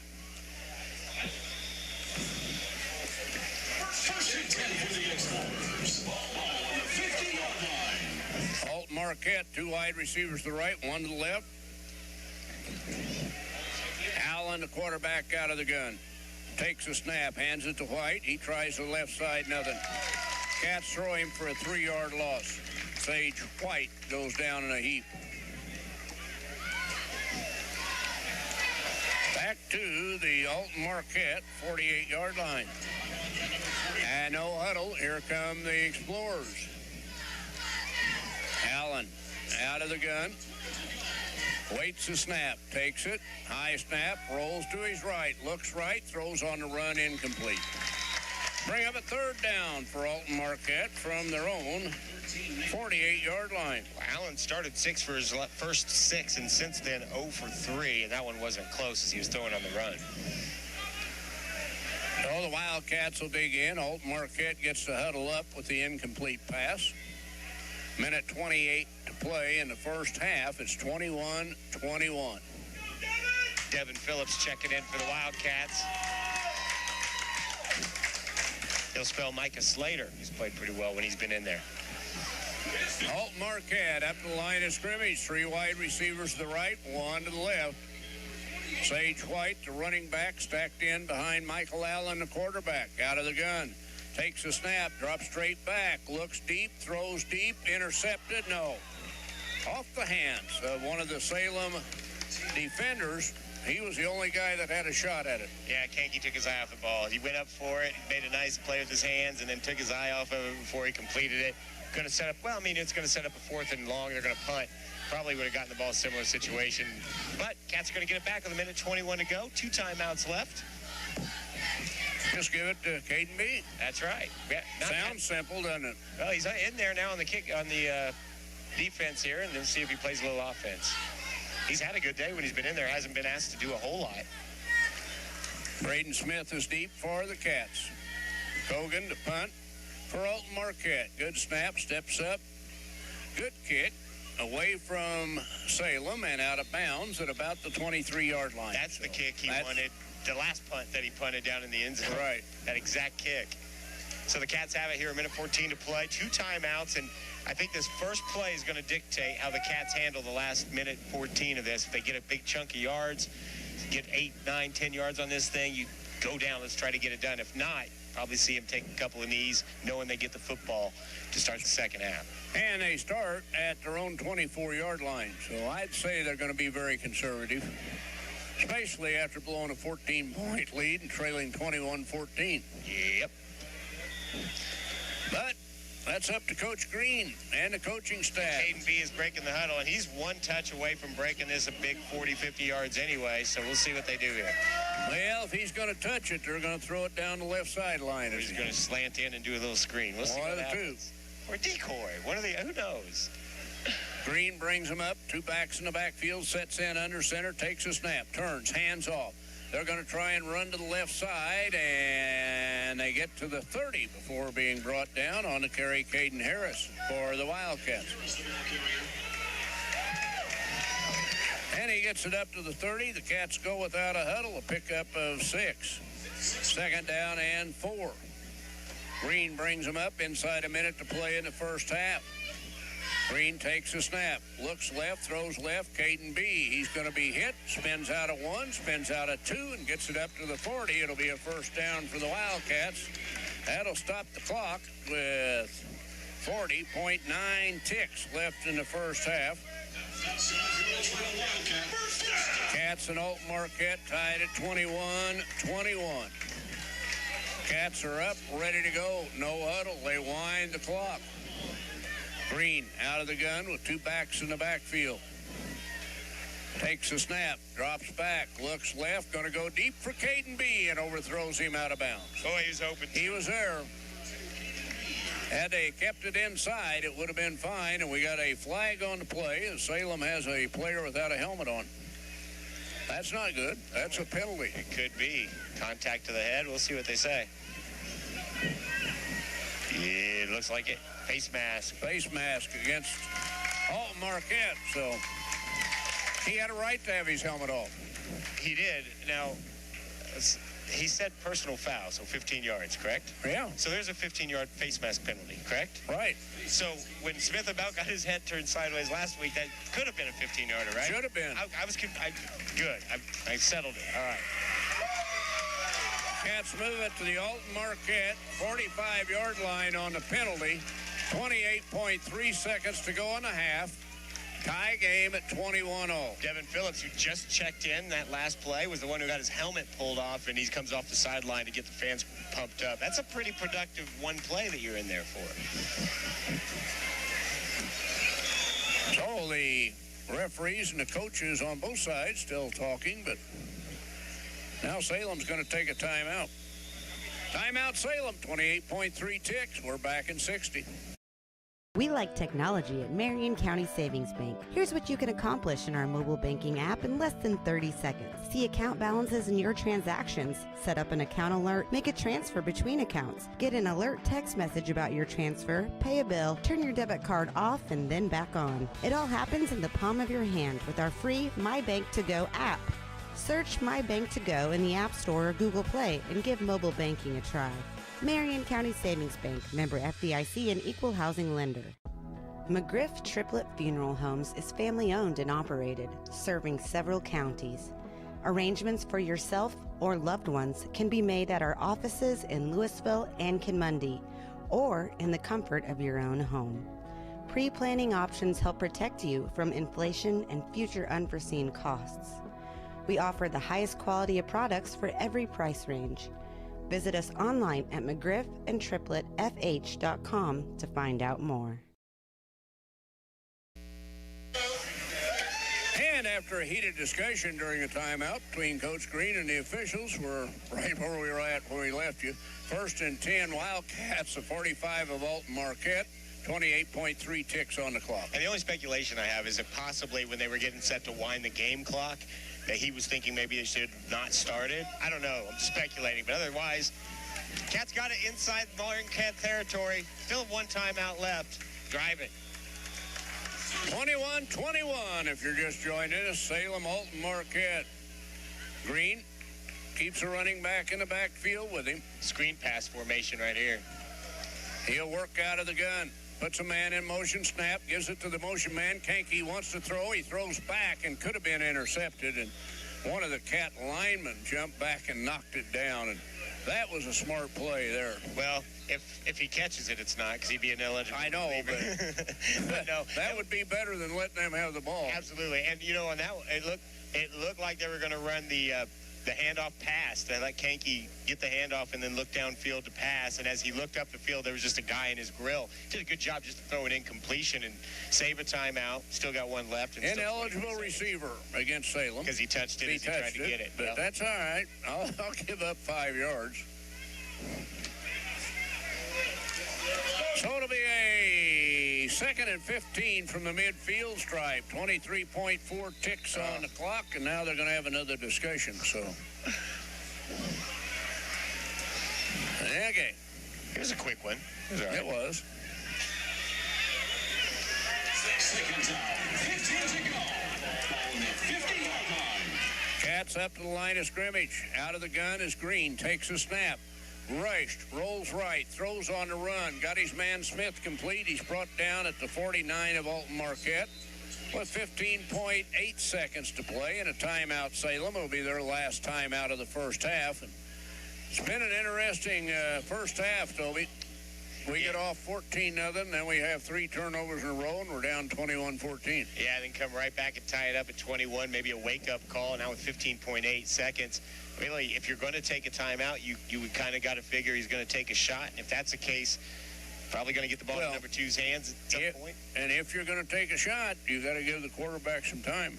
He's not had any time. No. The line has done a great job for Alton Marquette putting pressure on Green. He's been under duress most of this evening. And, yeah, to be tied right now, I mean, obviously we're disappointed with the way it started, but the way we've kept going in this second half, to be tied with the ball in the second half is a very good place to be right now. So the coaches talk it over.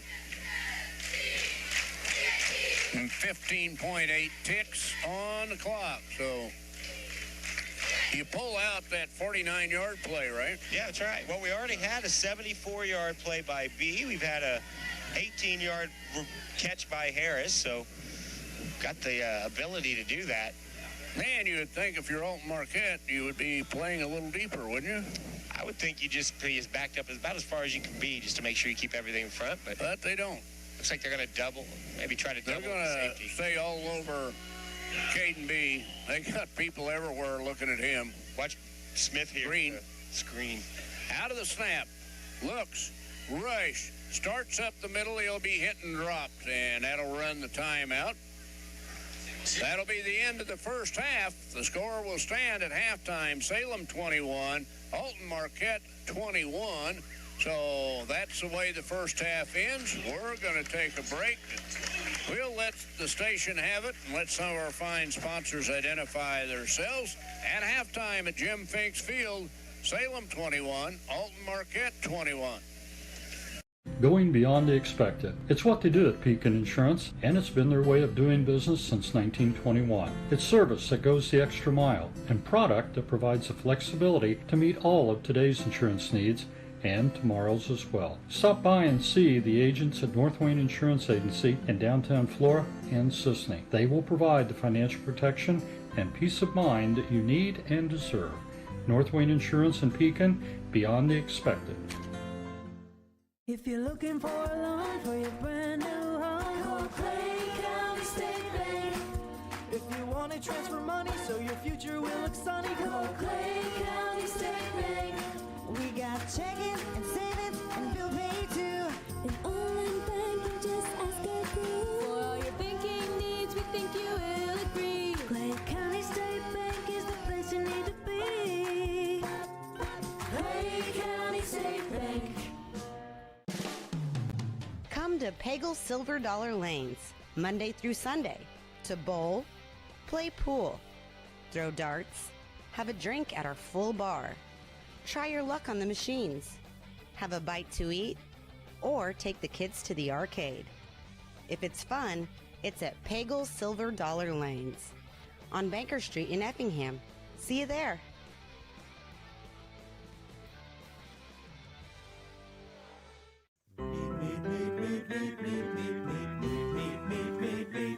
You can trust what you meet at Salt and Strings. Hot lunch, fresh sheets at Salt and Strings. Slice it up, saw it up, grind it up right. Want to supply your dinner right. You can trust what you meet at Salt and Strings.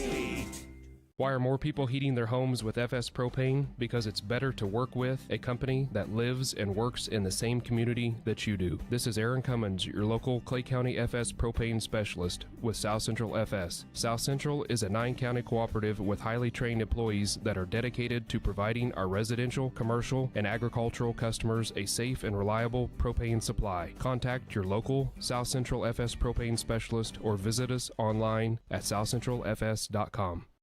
My name is Robin Stanford. I own Stanford Marketing. It's a promotional products business along with an embroidery business. And we do custom hats, t-shirts, anything, you name it, we can make it. People like that we do stuff in-house and we can actually make things here and that we're not contracting the work out to other places. We never say no. We always try to find a way to do it. If anybody can do it, we can do it. We are hardworking women, that is for sure.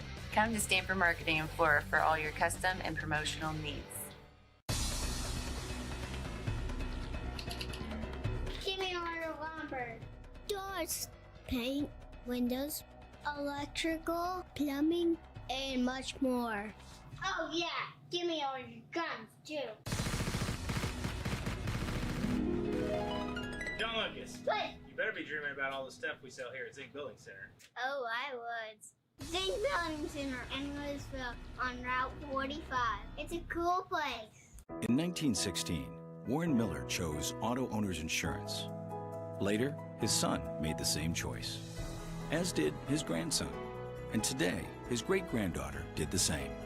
As we reflect on where we've been, we're grateful to our independent agents and to those who have put their trust in us, and to the generations who will. Auto Owners Insurance. Harrison Insurance in Louisville is your local independent auto owners insurance agency. Make Carnaby Square in downtown Fairfield your fashion leader. We're the little boutique with the big inventory of beautiful, trendy outfits and clothing in a wide array of your favorite name brands. And don't forget our large selection of jewelry and accessories. Carnaby Square is Southern Illinois' largest dealer of Brighton. At Carnaby Square, we take pride in our one-on-one, knowledgeable customer service and look forward to helping you create your own special look. Plus, always free gift wrapping. Find endless gift ideas 24/7 at CarnabySquare.com and on our Facebook page. Shop the fashion leader in downtown Fairfield, Carnaby Square. Get ahead of the game at Carter Athletic Academy, where the goal is to transform you into the best young athlete you can be. Train for top performance in football, volleyball, soccer, baseball, and softball. Professional private lessons and clinics are always available with Carter Athletic Academy's expert training staff. Carter's exclusive Hit Track system brings skill development as well as exciting gameplay to batting cages. Plus, the Academy is the perfect spot for your special event or celebration. The Carter Athletic Academy in Fairfield. Having car trouble, need a tow, or just some routine maintenance? Butcher Automotive in Louisville has you covered. Locally owned and operated, Butcher Automotive offers complete vehicle repair services along with tire sales and wheel alignment. They're your local Hankook tire and interstate battery dealer. Butcher Automotive offers free local pickup and delivery so your car can be repaired while you're at work or at home. Butcher strives to treat everyone's vehicle as their own. At Butcher Automotive, they don't want you to give them your business, they want to earn it. It's the weekend and your symptoms are worsening. The morning of a big meeting and you have a bigger sore throat. Ever experienced that urgency after picking up your sick child and your community health center has already closed? You will be able to connect to a provider at crhpc.org. Even if you have never been to CRHPC, you are welcome to utilize our services. Feel better after scheduling a video visit with CRHPC. At your locally owned Napa Auto Parts stores in Flora and Louisville, you can count on experts to have the solutions to keep you running on the road or in the field. More than just your car, the Napa Auto Parts stores in Flora and Louisville carry a large inventory of Napa products for farms, heavy trucks, and just about everything that moves. Experienced associates understand your needs and are ready to help with the perfect part at a great value. That's Napa Know-How at your locally owned Napa Auto Parts stores in Flora and Louisville. Briscoe Surplus Sales on the northeast edge of Flora is your one-stop do-it-all shop. Looking for rugged boots and footwear from great brands like Lacrosse, Rocky, and Carolina? They're there. How about top-notch small engine parts and service? Briscoe Surplus Sales has it. Whether you're wiring your switches or switching your wiring, Briscoe Surplus Sales has the solution and the know-how to help you get the job done right the first time. Briscoe Surplus Sales, your one-stop do-it-all shop. At Clay City Banking Company, we're all on the same team, regardless of zip code. At home, work, school, or across the country, you can be part of our team with our cutting-edge mobile banking products. From your hand, you can check balances, transfer money, make deposits, and pay bills. Looking for a loan? We've got you covered with our mortgage, agriculture, commercial, and consumer loans. Join our team today. Clay City, Flora, Louisville, and Fairfield Banking Companies. We're the hometown banks, member FDIC, and equal housing lender. Tomorrow, some fear the uncertainty it brings. Some trust the promise it holds. At Grinnell Mutual, we are always looking forward to tomorrow, growing and innovating. So even if the plans you have for the future aren't the same as the plans that the future holds for you, you can be ready. Because we'll be ready, like we have been for over 100 years. Trust in that. Trust in tomorrow. Talk to your mutual agent today. Your local agent is on the square. Louisville, Clay County Farmers Mutual Insurance. We like technology at Marion County Savings Bank. Here's what you can accomplish in our mobile banking app in less than 30 seconds. See account balances in your transactions, set up an account alert, make a transfer between accounts, get an alert text message about your transfer, pay a bill, turn your debit card off and then back on. It all happens in the palm of your hand with our free My Bank to Go app. Search My Bank to Go in the App Store or Google Play and give mobile banking a try. Marion County Savings Bank, member FDIC and equal housing lender. McGriff Triplet Funeral Homes is family owned and operated, serving several counties. Arrangements for yourself or loved ones can be made at our offices in Louisville and Kinmundy, or in the comfort of your own home. Pre-planning options help protect you from inflation and future unforeseen costs. We offer the highest quality of products for every price range. Visit us online at McGriffandTriplettFH.com to find out more. Going beyond the expected. It's what they do at Pekin Insurance, and it's been their way of doing business since 1921. It's service that goes the extra mile, and product that provides the flexibility to meet all of today's insurance needs and tomorrow's as well. Stop by and see the agents at North Wayne Insurance Agency in downtown Flora and Sisney. They will provide the financial protection and peace of mind that you need and deserve. North Wayne Insurance in Pekin, beyond the expected. If you're looking for a loan for your brand new home, call Clay County State Bank. If you want to transfer money so your future will look sunny, call Clay County State Bank. We got checking and savings and bill pay too. An online banking, just ask our crew. For all your banking needs, we think you will agree. Clay County State Bank is the place you need to be. Clay County State Bank. Come to Pagel Silver Dollar Lanes, Monday through Sunday, to bowl, play pool, throw darts, have a drink at our full bar, try your luck on the machines, have a bite to eat, or take the kids to the arcade. If it's fun, it's at Pagel Silver Dollar Lanes on Banker Street in Effingham. See you there.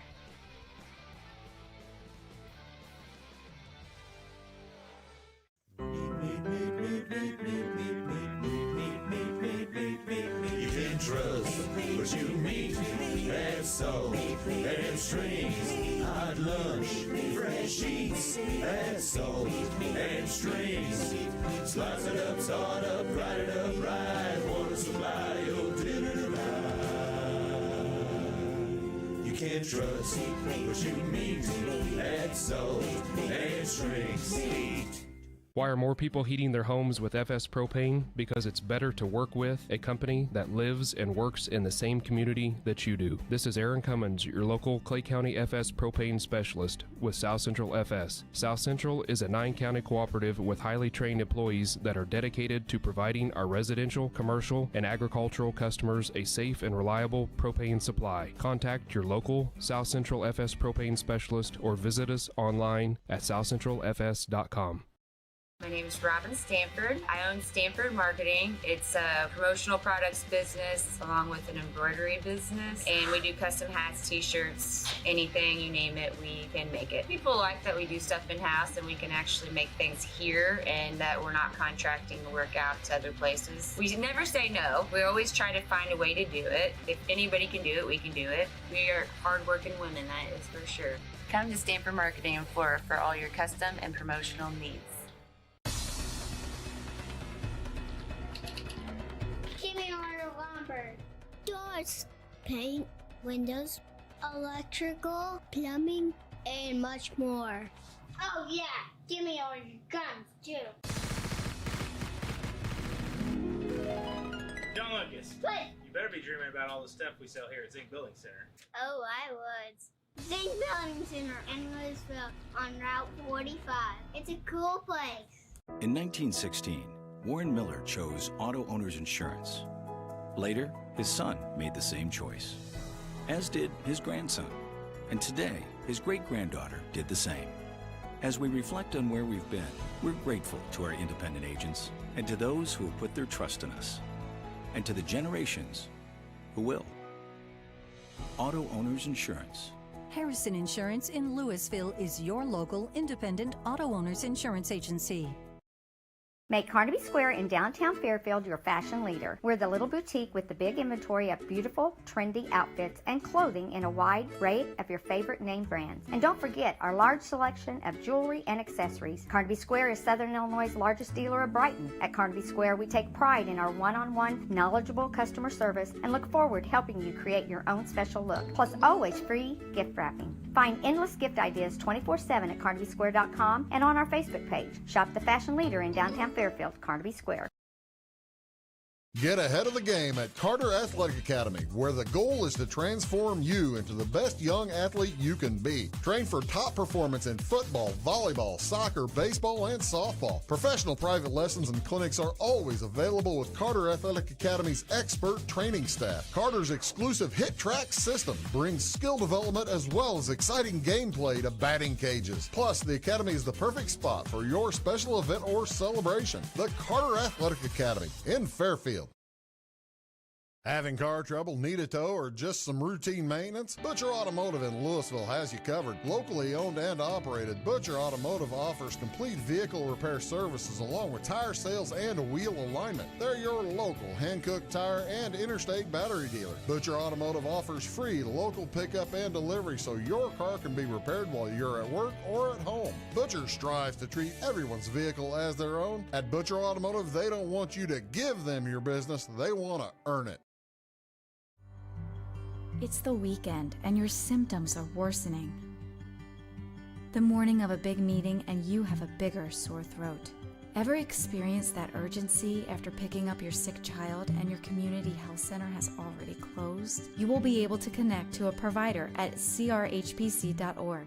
Even if you have never been to CRHPC, you are welcome to utilize our services. Feel better after scheduling a video visit with CRHPC. At your locally owned Napa Auto Parts stores in Flora and Louisville, you can count on experts to have the solutions to keep you running on the road or in the field.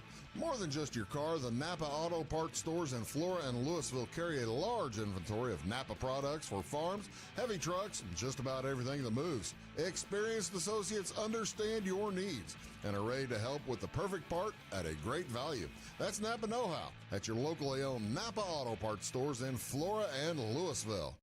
Briscoe Surplus Sales on the northeast edge of Flora is your one-stop do-it-all shop. Looking for rugged boots and footwear from great brands like Lacrosse, Rocky, and Carolina? They're there. How about top-notch small engine parts and service? Briscoe Surplus Sales has it. Whether you're wiring your switches or switching your wiring, Briscoe Surplus Sales has the solution and the know-how to help you get the job done right the first time. Briscoe Surplus Sales, your one-stop do-it-all shop. At Clay City Banking Company, we're all on the same team, regardless of zip code.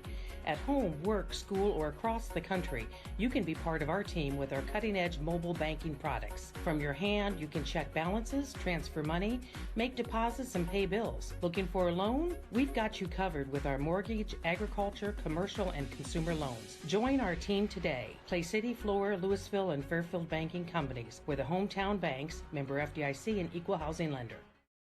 Tomorrow, some fear the uncertainty it brings. Some trust the promise it holds. At Grinnell Mutual, we are always looking forward to tomorrow, growing and innovating.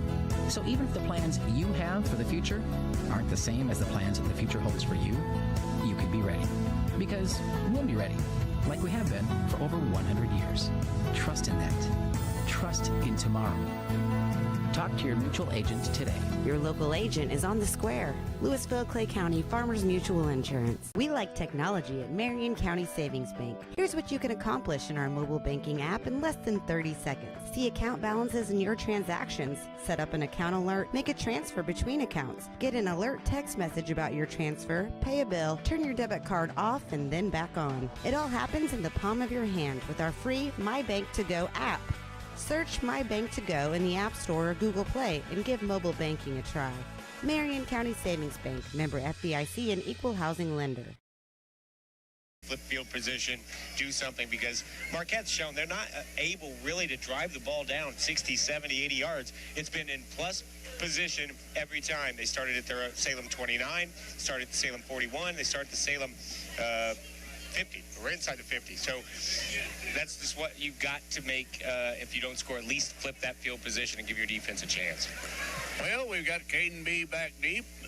Odds are they're not going to kick it to him. If they do, someone should talk to the special teams coach over there. Well, I know the officials are doing a good job because both coaches were on him at halftime. That's right. Yeah, That's how you can tell. That's how you know. That's why Joe Buck might be the best play-by-play guy ever. Everybody hates Joe Buck. Right. So that means he does a good job. He does do a good job, yeah. Yeah. His dad was awful good. Yo, no doubt about it. So Alton Marquette will kick it away. The Cats will have first possession. They'll move from the north to the south here at Jim Finks Field. And this third quarter's underway. It's a little pooch kick, and they almost recovered it. Salem turned her back on it and left. There's a senior over there that tried to, he was almost like he was expecting someone to be behind him. There wasn't. No, there was nobody out there. He was out of bounds. You cannot leave the football out there. But, worked out. We get the football at the 35-yard line. So it'll be 1st and 10 Wildcats. Tie game at 21-21. And Salem starts at their own 35-yard line.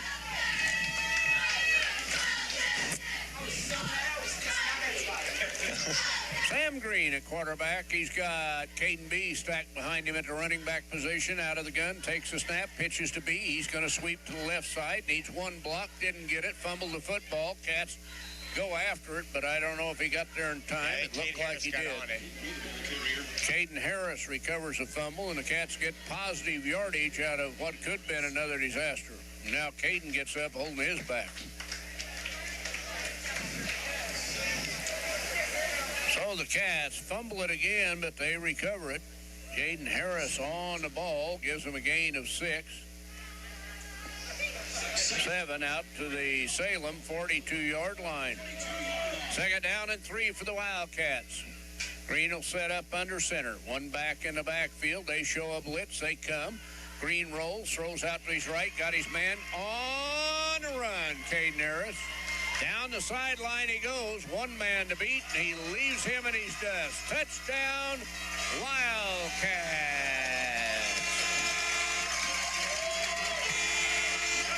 57 yards on the catch and run for the Wildcats. Well, one thing that they're not going to look at on tape is Emerson Wiley out there. No attempt at all to tackle Harris, and I don't blame him. You can't tackle Harris with one guy, but he was the only man there, and he gave a half-hearted effort, and the Cats go 50-plus yards for another touchdown. 57, 2 catches, 76 yards for Harris, and 2 TDs. So he recovered a fumble, said, give me the ball. And he takes it down the field. And the Cats will try to get a 7-point lead, but the bad snap, and the kick is blocked, and it'll remain Salem 27, Alton Marquette 21, 11:04 to play in the third quarter. We're back in 60 seconds. McGriff Triplet Funeral Homes is family-owned and operated, serving several counties. Arrangements for yourself or loved ones can be made at our offices in Louisville and Kinmundy, or in the comfort of your own home. Pre-planning options help protect you from inflation and future unforeseen costs. We offer the highest quality of products for every price range. Visit us online at McGriffandTripletFH.com to find out more. Going beyond the expected. It's what they do at Pekin Insurance, and it's been their way of doing business since 1921. It's service that goes the extra mile, and product that provides the flexibility to meet all of today's insurance needs and tomorrow's as well. Stop by and see the agents at North Wayne Insurance Agency in downtown Flora and Sisney. They will provide the financial protection and peace of mind that you need and deserve. North Wayne Insurance in Pekin, beyond the expected. And the Cats take a whole 56 seconds on that possession to score, and they lead it 27-21. Now can the defense get a turnover, make a stop, get the ball back?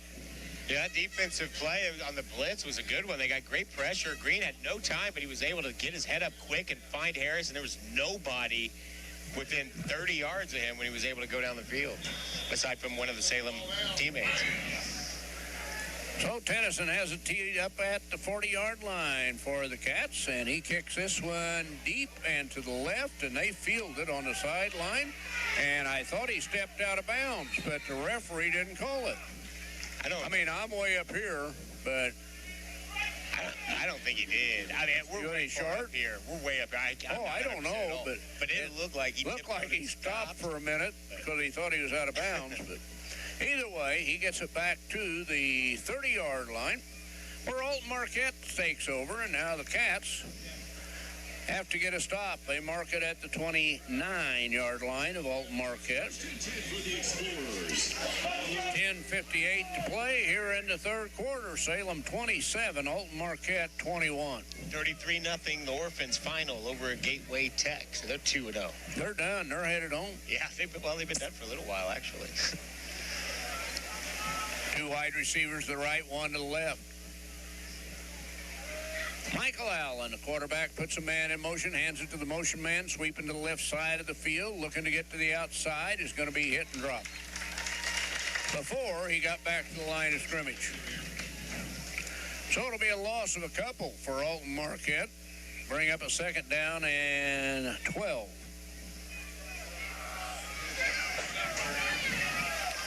That's Everidge's first carry. Normally a receiver, but tried to get him into some open space. Nothing doing there. Good defense by the Cats. Well, it just took too long to develop. Alton Marquette a second and 12 at their own 27. 10:20 to play third quarter. Cats lead at 27-21.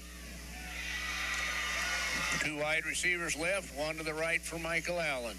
Keeps his running back Sage White with him. Fakes to him. Rolls to his left. Looks deep. Throws underneath. And it's incomplete. Yeah, great defensive pressure there by the Cats. Gage Eddings, he got in there, got a hold of the quarterback, and was not going to let him go. So it's going to be a third down and 12, a big third down for Alton Marquette as well as the Salem defense. Cats need to hold them right here. Get the ball back. They lead it by 6. 10 minutes to play third quarter. Alton Marquette, two wide receivers to the right, one to the left. Allen out of the gun. Takes a snap, high snap. He's going to roll right, look right, throws right, incomplete. Big fourth down coming up for Alton Marquette. They'll have to punt it away. Good defense for the Cats. Well, if Allen's off on that throw just a little bit under, Caden B's going the other way to the house. So not a horrible miss there. He is missed, though, on his last 6 attempts and only 38 yards. So he is struggling back there with this Wildcats and pressure. Most of them, he's been on the move. Yeah, absolutely. I mean, the pressure's been there for the Wildcats. It's they've dominated in every aspect of this game aside from the turnovers, which has kept Marquette in it. Braden Smith drops deep for the Wildcats back at his own 28-yard line. The snap is a good one. Cogan, good punt. Line drive kick. It's going to hit. Take a Salem bounce and stop right there at the 36-yard line. The Cats get away from them, and they'll take over first and 10 at their own 36-yard line with 9:44 to play in the third quarter. Now the Cats have to get in the lead, looking to extend a drive here, take some time off and put more points on the board. Missing that extra point. It's only the second miss of the year for Connor, and both of those misses were on bad snaps. So he's done a great job. They got that part kind of shored up. So it's really just been those little things, those attention to detail things like the onside kick coverage and holding on to the football that you've got to get better at, because that's a difference in a win and a loss when you're playing a tough a schedule as we are this year and each and every year. So the Wildcats break the huddle. They're out on the field with 9:44 to play in the third quarter and have a 6-point lead. Green will work out of the gun. Keeps Smith in as a running back. Takes a snap. They blitz. He hands off to Smith. Up the middle, not much. Hard running. May have got back to the line of scrimmage. Call it a 2nd and 10 from the 36. Alton Marquette is shooting our linebackers on almost every play. Yeah, they're filling But every gap. if you get past them, guess what? We've seen it. They're gone. So they're just kind of gambling right now, and so far, it's worked. So on a 2nd and 10, the Wildcats from their own 36-yard line. Third quarter, 9:04 to play. They lead it by 6, 27-21. Green sets up under center. Takes a snap, turns, rolls to his left, looks out in the flat. Now he's going to throw deep, and he's got a man. Kanky with a one-handed catch, and he's into Alton Marquette territory at the 24-yard line of Alton Marquette. What a catch by Kankey. He went up with one hand and it just grabbed it out of the air. You couldn't have thrown it better. You couldn't have caught it better. What a play by the Wildcats. That'll bring you back. And now, don't look now, but Green at 152 yards through the air, and that was great. Rolling out, and not just the throw, squaring his shoulders as he's running to his left, and to be able to get the ball that far down the field, impressive. So the Wildcats with the 1st and 10 at the Alton Marquette 23-yard line. Out of the gun is Green. He takes a snap, hands it off to Caden B to the outside. Breaks one tackle down the sideline. Touchdown, Wildcats! Caden B goes the final 23 yards. And the Cats get on the board again with 8:14 to play here in the third quarter. He would not be denied. First of all, they tried to pull him down with a horse collar, and he wouldn't go down. And then about the 3-yard line, he just lowered his shoulder and dove in. Caden B, and the Cats should be able to go for 2 here, try to get back on schedule and get up by 14 points. But 2 great drives. We're going to go back and we're going to talk about that one-handed grab. But I'm just as impressed, if not more, with that throw on the money, the spiral that was on it to be able to do the one-handed catch. What a great play by our quarterback. So now the Cats will go for 2. They had the last extra point block, so try to get all that back right here. Keep Caden B in the backfield. We've got a timeout. Alton Marquette would be my guess. Nope. Timeout. Salem. 8:14 to go in the third. We're back in 60 seconds. If you're looking for a loan for your brand new home, call Clay County State Bank. If you want to transfer money so your future will look sunny, call Clay County State Bank. We got checking and savings and bill pay too. An online banking, just ask our crew. For all your banking needs, we think you will agree. Clay County State Bank is the place you need to be. Clay County State Bank. Come to Pagel's Silver Dollar Lanes, Monday through Sunday, to bowl, play pool, throw darts, have a drink at our full bar. Try your luck on the machines, have a bite to eat, or take the kids to the arcade. If it's fun, it's at Pagel's Silver Dollar Lanes on Banker Street in Effingham. See you there.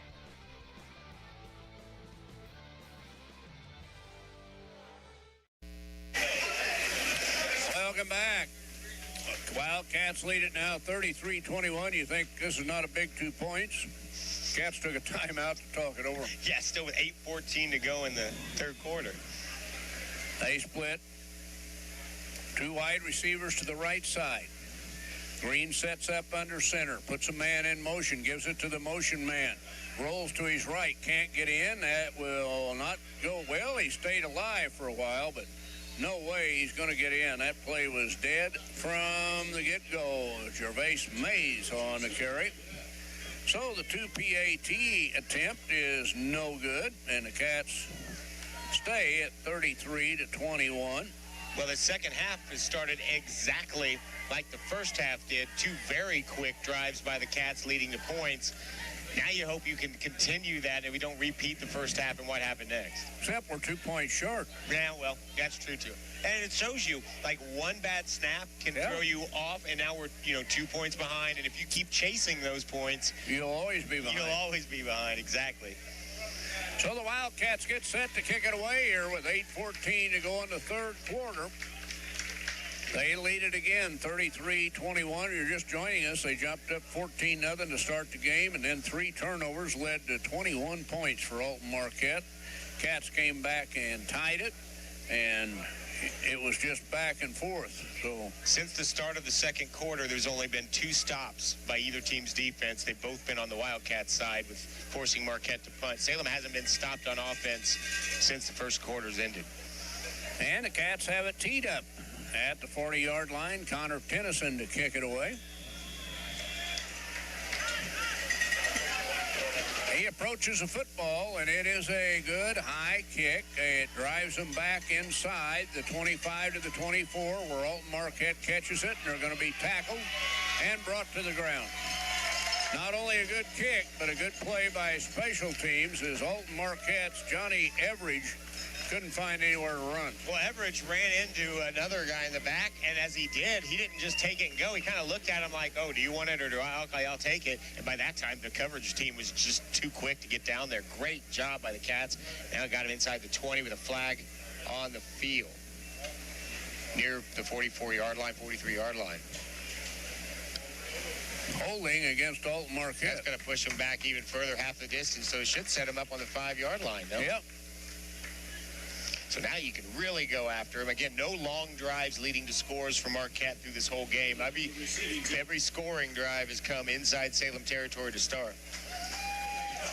So Alton Marquette gets backed up on the holding call back to the 7-yard line where they'll start 1st and 10 from their own 7, 8:06 to play in the third quarter.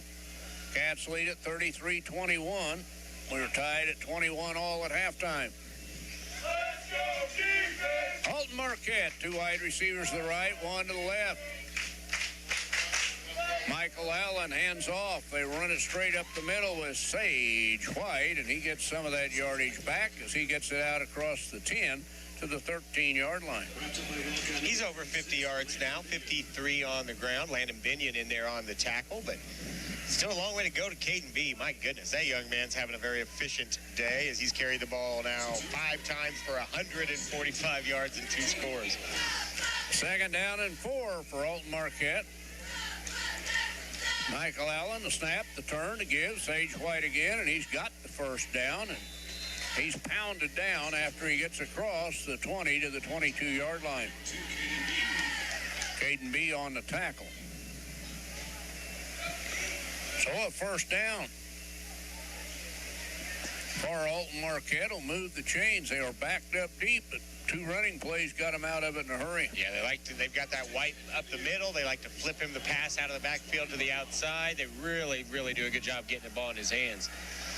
So Michael Allen will work out of the gun. Sage White by his side, takes a snap, fakes the handoff, keeps it, starts up the middle, breaks tackles, carries people with him to the 35 to about the 37-yard line. We'll see where they mark him down.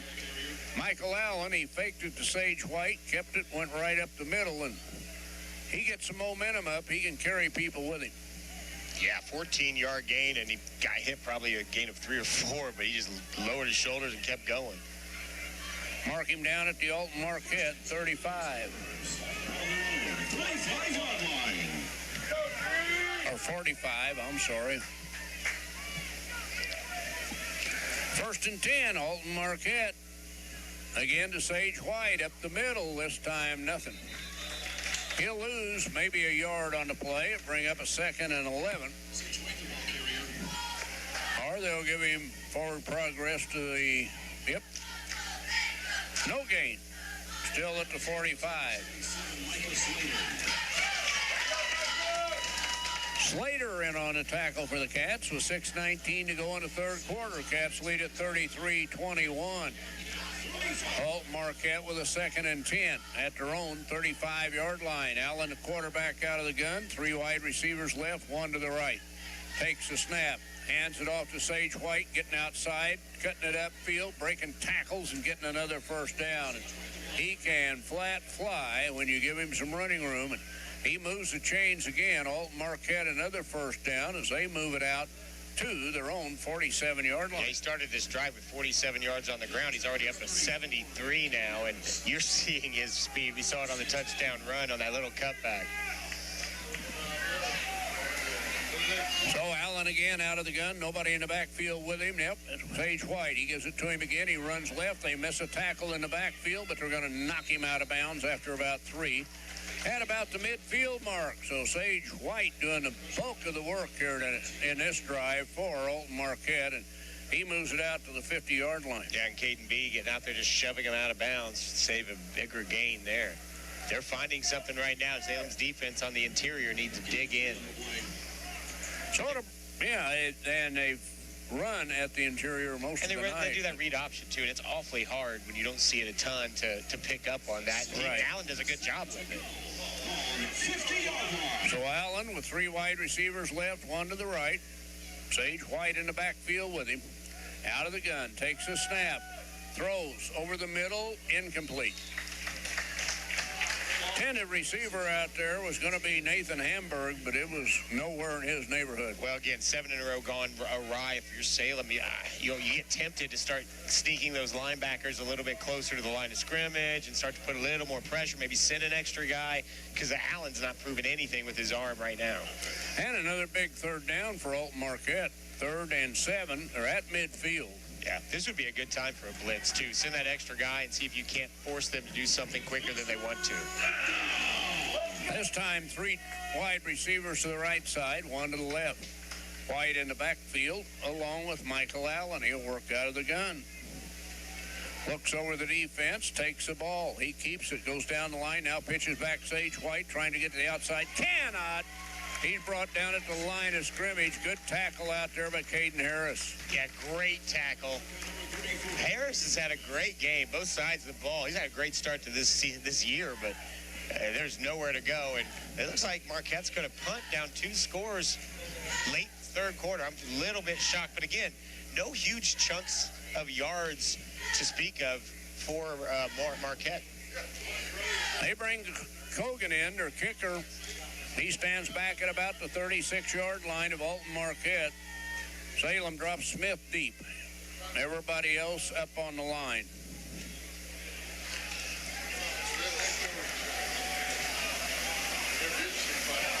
The snap is a good one. Cogan steps up and gets it away barely.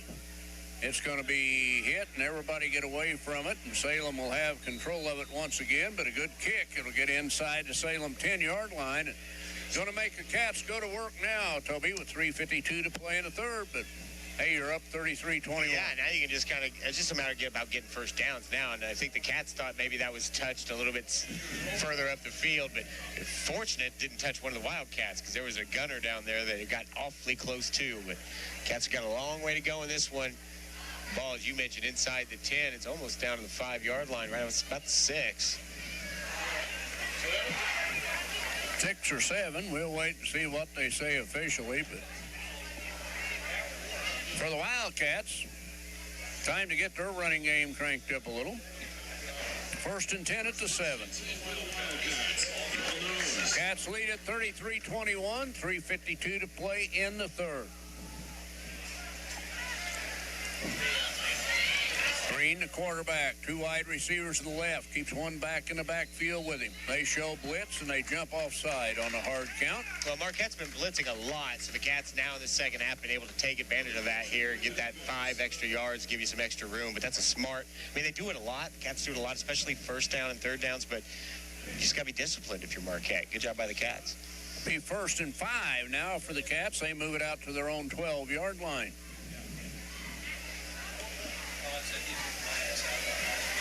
33-21 Salem. Cats put 2 wide receivers to the left side, and one of them is Caden B. Joining him out there on the left side. But they hand it off up the middle. Over the left side go the Wildcats. That was good for about 2 yards. Harris on the carry. Well, maybe not that much, huh? They put him right at the line of scrimmage. 2nd down and 12. No gain on the carry. So the Wildcats huddle it up. Clock running at 3:18 to play in the 3rd. Again, out wide to the left side comes Caden B and Gervais Maines. Green, the snap out of the gun, hands it off in the backfield. They run over the right side, and they get a couple. Pretty hard sledding in there for the Wildcats. Smith on the carry for the Cats. Brings up a 3rd down and 3 as he picked up a couple. Yeah, just 2-yard average, 9 carries for 18 yards. Smith has been bottled up on the interior, as most of the running backs have on the interior. It's when they've been able to get to the outside that had a little bit of success. Gervais Mays brings a play in from the sidelines. Wildcats with a big 3rd down. They need to get a little breathing room to even punt. 3rd and 3. 2 wide receivers to the left side. Green out of the gun. Takes a snap. Drops back. Looks to the left. Throws deep. Gervais Mays couldn't catch it. Ball was there, but he had to turn around. And then he was worried about being in bounds. And a back shoulder throw right there. Not sure if it was an intentional back shoulder throw. It was thrown to a good spot. It was a little wobbly, though, and Mays was going to have to tip it to himself on the sideline to try to make a great catch. He did the first part, just couldn't reel it in. He could fly, though. Gervais may not have B speed, but it's close. He is a super fast kid. And the Cats go to the pass. Yeah, clock stop, and now Caden B. Now it's the all on clock you. stop. Low snap, Caden B picks it up, gets a foot into it, gets it away. It takes a bounce for Alton Marquette, and the Cats have to down it, but they're inside their own territory at the Salem 46-yard line. And again, if history is any indication, this is where you need to worry now if you're Salem, because every time that they've started inside our territory, that's led to points. So defensively, you've done a great job here in this third quarter. Got to continue to do that. So the Wildcat defense needs to dig in. Needed a crucial 3. They went for the home run on the last play. Alton Marquette now will try and take advantage. Michael Allen at quarterback. Got Sage White stacked in behind him. Takes a snap, gives to White. He runs it straight up the middle. He's hit, but gets the feet going and goes forward for a couple of yards. It'll bring up a 2nd down and 8 for Alton Marquette. Moves it down to the Salem 44-yard line. Micah Slater, another tackle. He's had a good game. They've called his name and number a lot here this evening. So a 2nd down and 8 for Alton Marquette in Salem territory. Salem leading at 33-21, a minute 30 to play in the third quarter. Allen, a quarterback out of the gun, takes a snap. He's going to roll to the left, throws to the left, got his man complete, but he's not going anywhere. Cats were there to meet him in a hurry. Rolled out, threw it out there to Logan Sternickel, and he got back to the line of scrimmage at the Salem 44-yard line. It'll bring up a 3rd down and 8 for Alton Marquette. Braden Smith out there on the initial hit that slowed everything down. A great job by him. And got to figure Marquette's again in 4-down territory as we're getting close to the end of this quarter. So for them, it's about getting chunks of yards here for the Cats defense. Keep doing what you're doing. You have stymied the Explorers here. They're looking for offense. The Explorers put 2 wide receivers to the right, 1 to the left. Now 3 wide receivers to the right. A little confusion out there. Play clock down to 2. Allen gets it away. He's going to pass. Looks right. Now over the middle. Now throws deep, and it's incomplete. It'll be a 4th down for Alton Marquette, a 4th and 8. And you'd think if they're going to go on 4th down, this might be the time. And getting up slowly out there for the Wildcats is Caden Harris. Caden took a shot as he was coming over the middle on defense. I don't know if he hit his own guy or one of the Explorers. But, hey, before we got to get back into this 4th down play, congratulations, Salem grad Keaton Mitchell. Scored his first collegiate touchdown yesterday in a loss for Illinois College, but he's playing there with Leighton and Caden Ware, a couple other former Wildcats, and he had to come in as a backup tailback because of the injury and got his first score. So congratulations to Keaton Mitchell. I'm sure the first of many. And it's 4th down. They're going to go for it on a 4th and 8 at the Salem 44-yard line. Allen, the quarterback, out of the gun. Looked like they moved. There's the flag. I thought they moved. Yeah, there were 3 or 4 guys that moved on that play, starting with the quarterback who started to backpedal before the ball came out. So now even 4th and longer. So they move it back to the 49, and it will be a 4th down and 12. See, I know it's 4th and a mile, but I don't know how you punt here down 2 possessions and 25 seconds to go. You're still inside Salem territory. Even if you don't get it, you can try to throw it downfield. If they pick it, it's just as good as a punt. But giving Salem the ball back now like this, I don't know. Cats send 1 man deep. That's Smith. Snap back to Kogan. He steps up, gets a good foot into it. It hits, and and takes an Alton Marquette bounce down to the Salem 10, where the Cats will take over 1st and 10 at their own 10-yard line with 14.7 seconds to play here in the third quarter. Cats lead it 33-21. They've scored 2 touchdowns in this quarter. Alton Marquette has scored nothing as the game was tied at 21-all at halftime. So the Cats, with 14.7 ticks on the clock, start from their own 10-yard line. See what they have up their sleeve here on this play. They huddle around Coach Green. Now they break out of it. Greece Central trying to make a game of it in the fourth quarter. They're now down 21-7 after Chase Lewis gets a 9-yard touchdown catch. Caden B comes in for the Cats at a running back position. This is where he's super dangerous. Green out of the gun, takes a snap, hands it off. Caden B hit and by about 8 people as he got the ball. Everyone in the stadium knew he was going to get the ball. Oh, yeah, there wasn't any doubt. I mean, you know, so there's going to be sometimes you got to use him as a decoy, and that will run us out of time. That's the end of the third quarter. Salem 33, Alton Marquette 21. We're back in 60.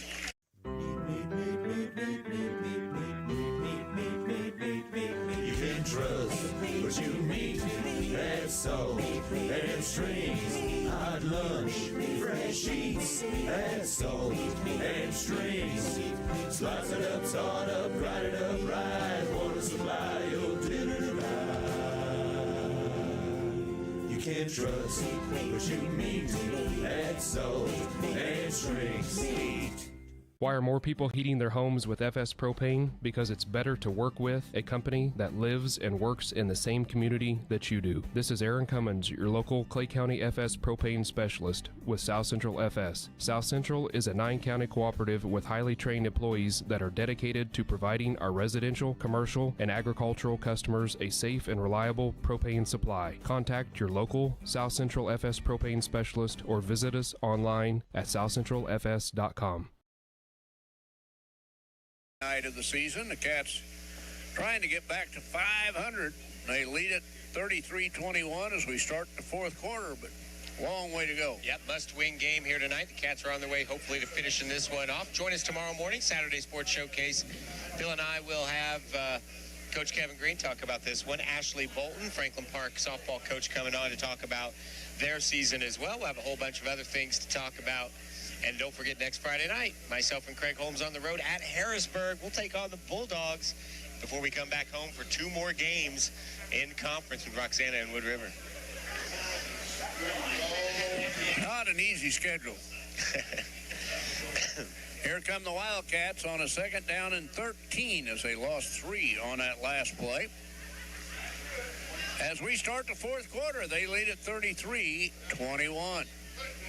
They put 2 wide receivers to the right side of the field. Wildcat here. Nope, Green's up under center. Yep, Green's under center. B is in the backfield. They give it to B. He's going to sweep to the outside. Gets a block on the outside. Gets to the sideline. Breaks a tackle. Gets the first down before being driven out of bounds at about the 20-yard line. He Good got running there by Caden B. block out there on the outside, too, that led to him getting open. Great job by the Cats.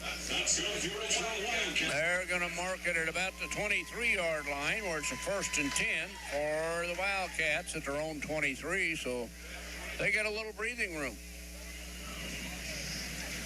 So you get him for a 4-yard loss, and what's he do the next carry? He gets 16 more yards. He's up to 157 yards on the ground. Cats up to the line of scrimmage. Green's going to set up under center this time. 2 backs in the backfield. Takes a snap. Hands off to the second back through. Nothing. Again, they're shooting those gaps. Our Alton Marquette, Smith had nowhere to go and had barely time to catch the football. Back to the line of scrimmage. Be a 2nd down and 10 for the Wildcats at their own 23-yard line. Gervais Mays, he gets to run the plays in. That'll get you some exercise. Well, it looks like he's got a little hobble in his giddy up, too, a little bit. Yeah. I wonder if he's got a little ankle or something. 2nd down, 10 to go. On the Wildcat, 22-yard line. Sternbacher and Mays come wide to the right side. Two backs in with the quarterback, under center, takes a snap, turns, hands off. They run to the left side, and nothing doing. Back to the line of scrimmage. I'm telling you now, Harris is getting up slow every time. Well, I think it started when he came over on that fumble recovery, and you mentioned his back. He got laid on pretty hard there at the end of that play, and now he's unable to get up now. Yeah, he's down, and it will be a 3rd down and 10, and the trainers are out. What a huge blow that would be for the Wildcats. They've been shorthanded and banged up since the season started, but hey, that's football. That is football. And for Harris, I mean, he's also a big threat out of the passing game on the little flips to the end and the screen passes. So regardless, pretty good defender, eh? Yeah, I was going to say, regardless of even if he's good, he can come back the next play. He's going to have to sit out this 3rd and 10, and it's a big play for the Cats. Still 10:40 to go, and you can't give Marquette good field position and expect to keep them from getting into the end zone in this whole half. So this will be a big play here, 3rd and long. It looks like Harris will be able to walk under his own power. Jason Jett, he tried to help him, and he lightly reminded him, nah, I don't need any help. Thanks, though. I'll make it. He's tough, but he's taking a beating in this game. And the Cats at a crucial 3rd and 10 from their own 22-yard line. Fighting Illini try to get to 2-0 tomorrow against UTSA. That first game against Nebraska was awesome. Bielema gets his backup quarterback the W. It's the first game. I loved it. And Salukis with a big win also, as they're in the top 10 in their division. Green will set up under center on a 3rd and 10, takes a snap, pitches back, trying to get to the outside. Caden B, everybody on the field chasing him, and they're going to run him down short of the 1st down. So the Cats took the conservative approach, tried to run for that 1st down. And, I mean, they're just teeing off on Caden B. Well, yeah, especially with Harris out there, and they've run Smith in the middle where they've already had success. They really can keep 1, 2, 3 guys on where B is at all times when they get the ball. And he's got to go back and punt now. Yeah, they got him out to the 25-yard line. Now he's got to punt. He's taking a pretty good beating tonight also. 10 minutes to play here in the ball game. Salem up 33-21, but about to punt it away to the Explorers of Alton Marquette. B takes a snap, steps up. It's a good punt, gets it away from the return man. It takes a Salem bounce, and it'll roll down to the 32-yard line of Alton Marquette. So a good punt by Caden B. Yeah, nearly 50 yards, so that's a really good punt. It sets up the defense again. So the defense back to work with 9:40 to play in the contest. Alton Marquette at their own 32-yard line. Wildcats came out and got 2 touchdowns in that 3rd quarter, trying to make it stand up here.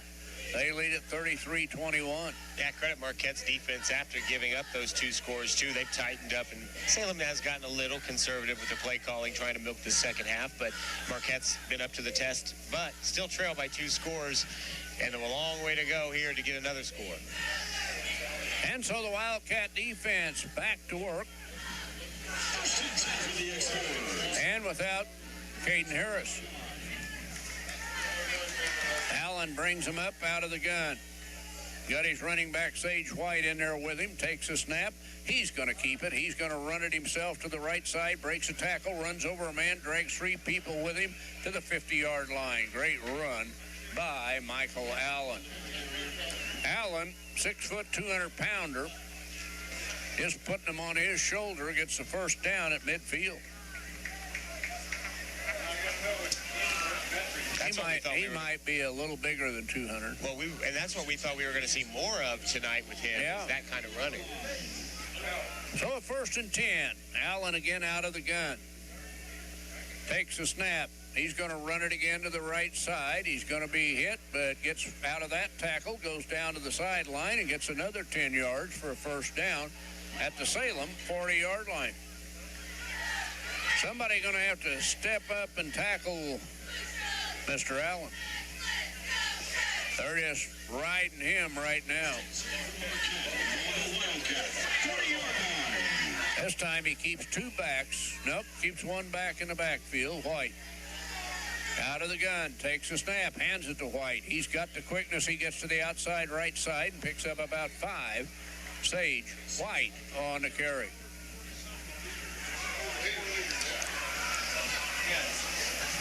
And White got out of bounds to stop the clock with 8:52 to play in the ball game at the Salem 35-yard line. So Alton Marquette trying to ride the back of their quarterback Michael Allen and their running back Sage White. 8:52 to play in the fourth quarter. Salem up 33-21. Alton Marquette on the move. 3 wide receivers to the left.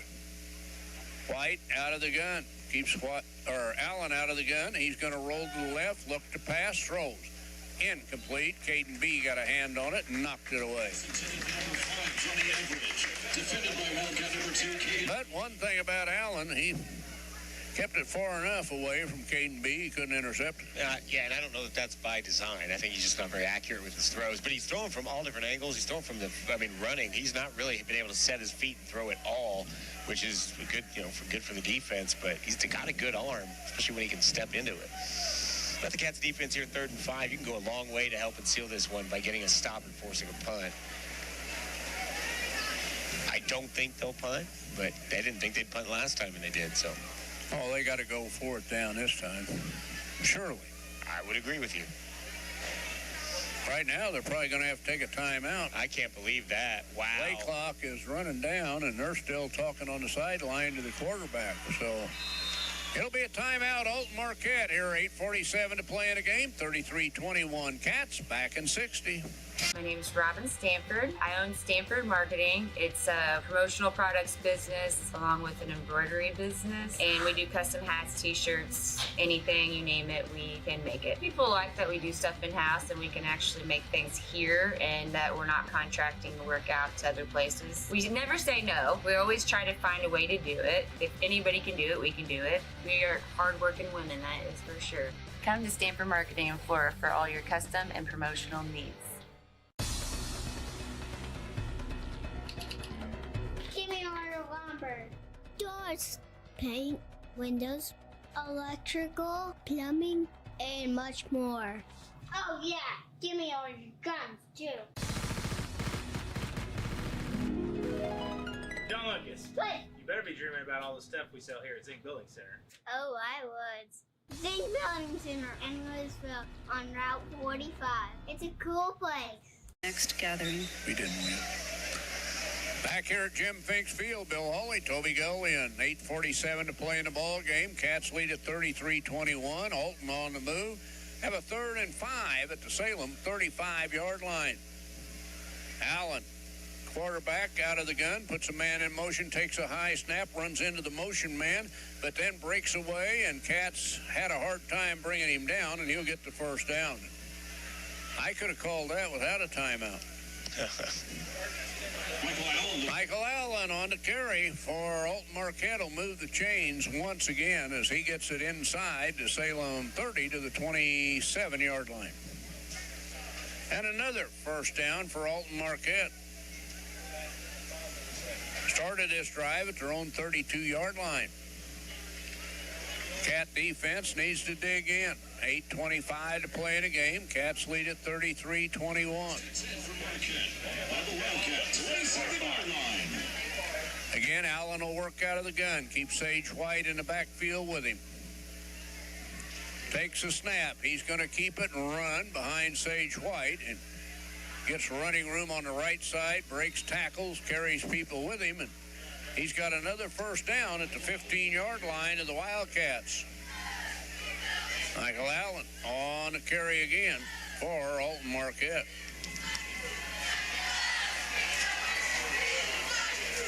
Clock down to 8:02 as they move the chains.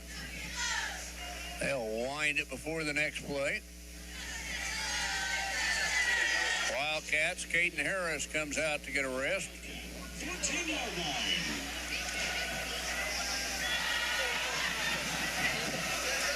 Wildcats dig in on defense. Alton Marquette on the march. Started this drive at their own 32. Now at the Salem 15. Allen out of the gun, takes a snap. He's going to roll to the left. Wants to pass, throws in the end zone, and it's incomplete. Good coverage again by Caden B. Yeah, they don't have, that was Logan Sternicle in the ball game to pass the football. That wasn't Allen. Logan. They put Sternicle in as the passing quarterback, and now they're going to, I think Allen just needed a breather. He's been worked pretty hard. He was wore out. Second down and 10. Caden B. From the Salem 15-yard line. Sure, Salem very thankful they took Allen out for that possession. I would hope. He's back in there now. He'll work now out of the gun. Waits the snap, takes it. He's going to run it, running to the right side, and gets a block. Going to be brought down after a gain of about 5, it looks like. He has been the workhorse of this drive as he gets it down to the Salem 10-yard line. Yeah, last runs of it, 14, 18, 10, 7, 13, and 5. So he's getting chunks at a time right now. Third down and 5 for Alton Marquette at the Salem 10-yard line. Allen out of the gun, takes a snap. He wants to throw out in the flat, does to White, breaks one tackle, is hit and dropped, and fumble the ball. Cats are on it. Salem recovers the turnover. All right. Caden B up off the bottom of the pile. Gage Eddings made the hit that disconnected the football with the running back. And Gage, what a play, what by the defense. But yeah, Gage Eddings in there. And the Cats are going to have the football. And now they can really go a long way to milking this one as they're going to go to the sledgehammer and hammer that railroad tie. The first turnover by Alton Marquette. And so the Wildcats will go back on offense with 6:53 to play. They lead at 33-21. And they will have it 1st and 10 at their own 11-yard line.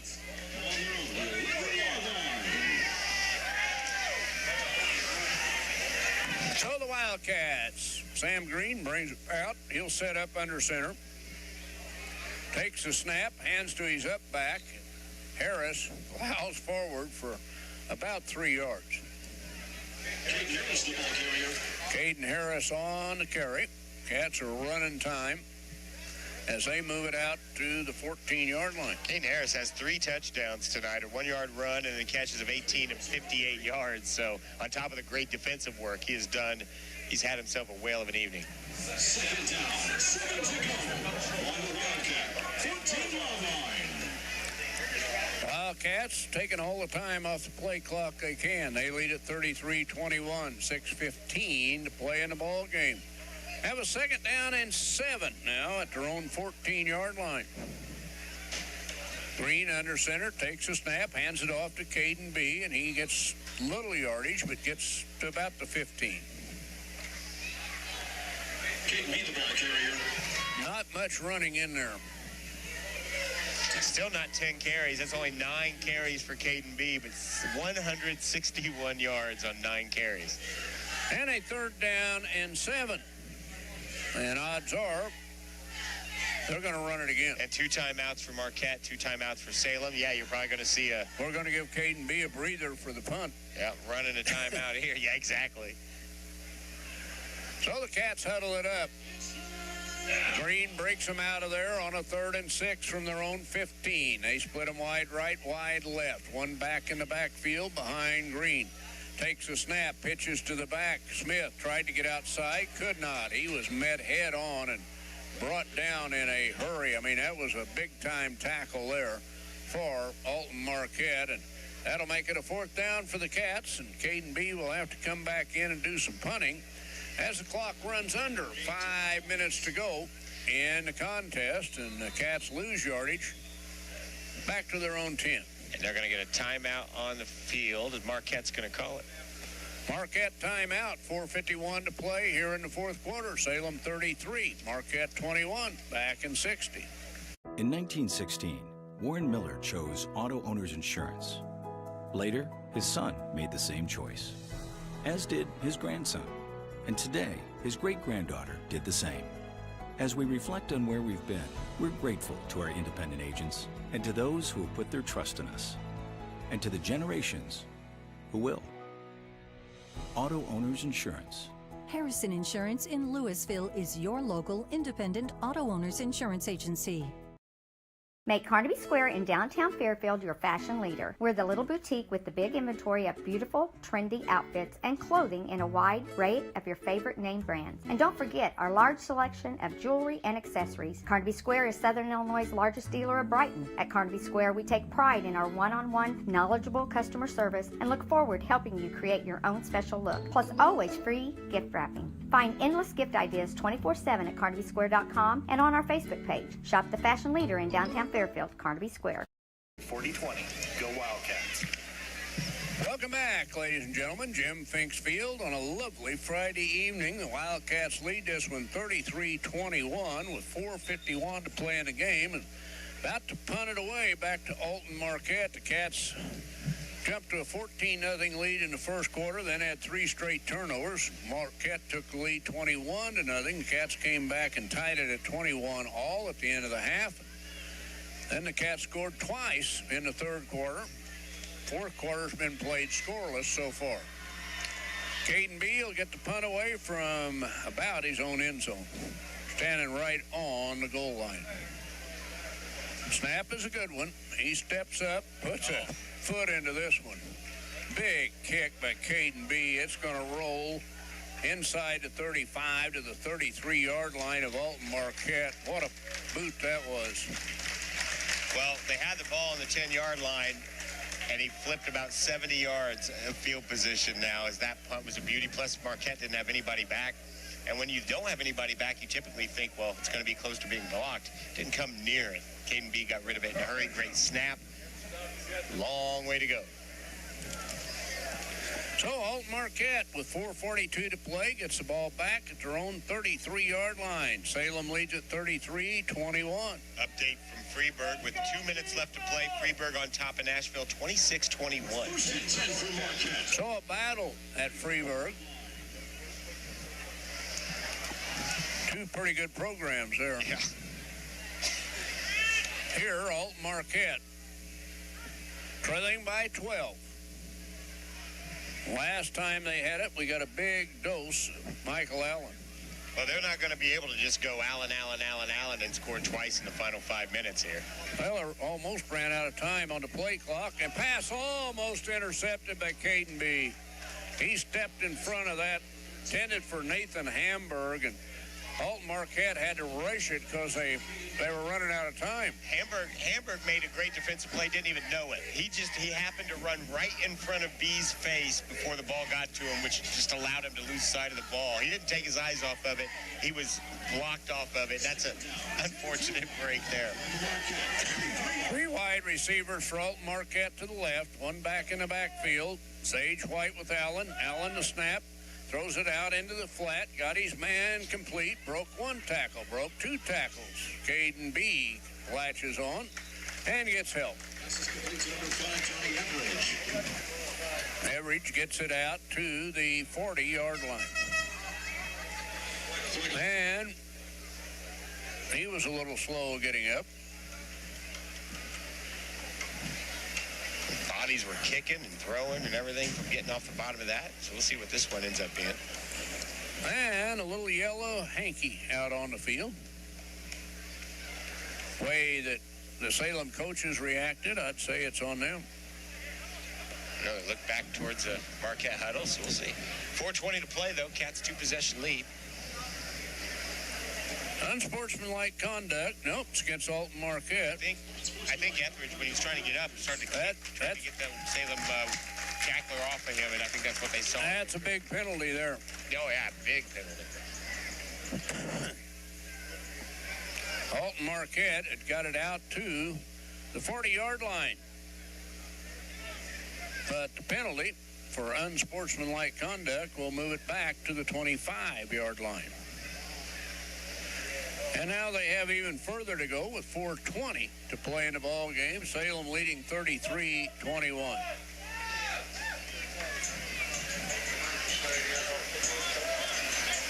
So the referee referees place the ball down. Alton Marquette is right on top of it. 3 wide receivers to the right. Allen out of the gun. Takes a snap. Throws to Sage White on the run in the flat. He couldn't grab it. Could have been a fumble, but he got back on it anyway. They say it's an incomplete pass. So it will bring up a 4th down and 18. Are they in 4-down territory now? Yeah, they are, I would think. And if not, you're basically giving the game away.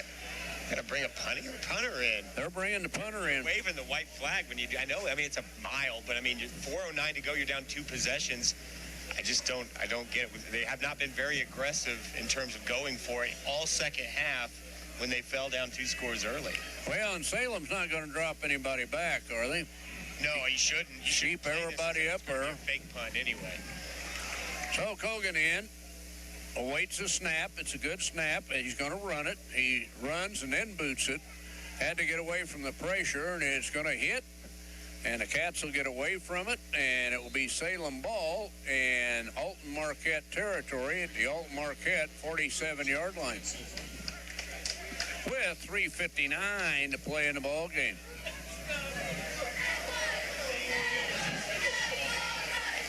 Just don't understand some things.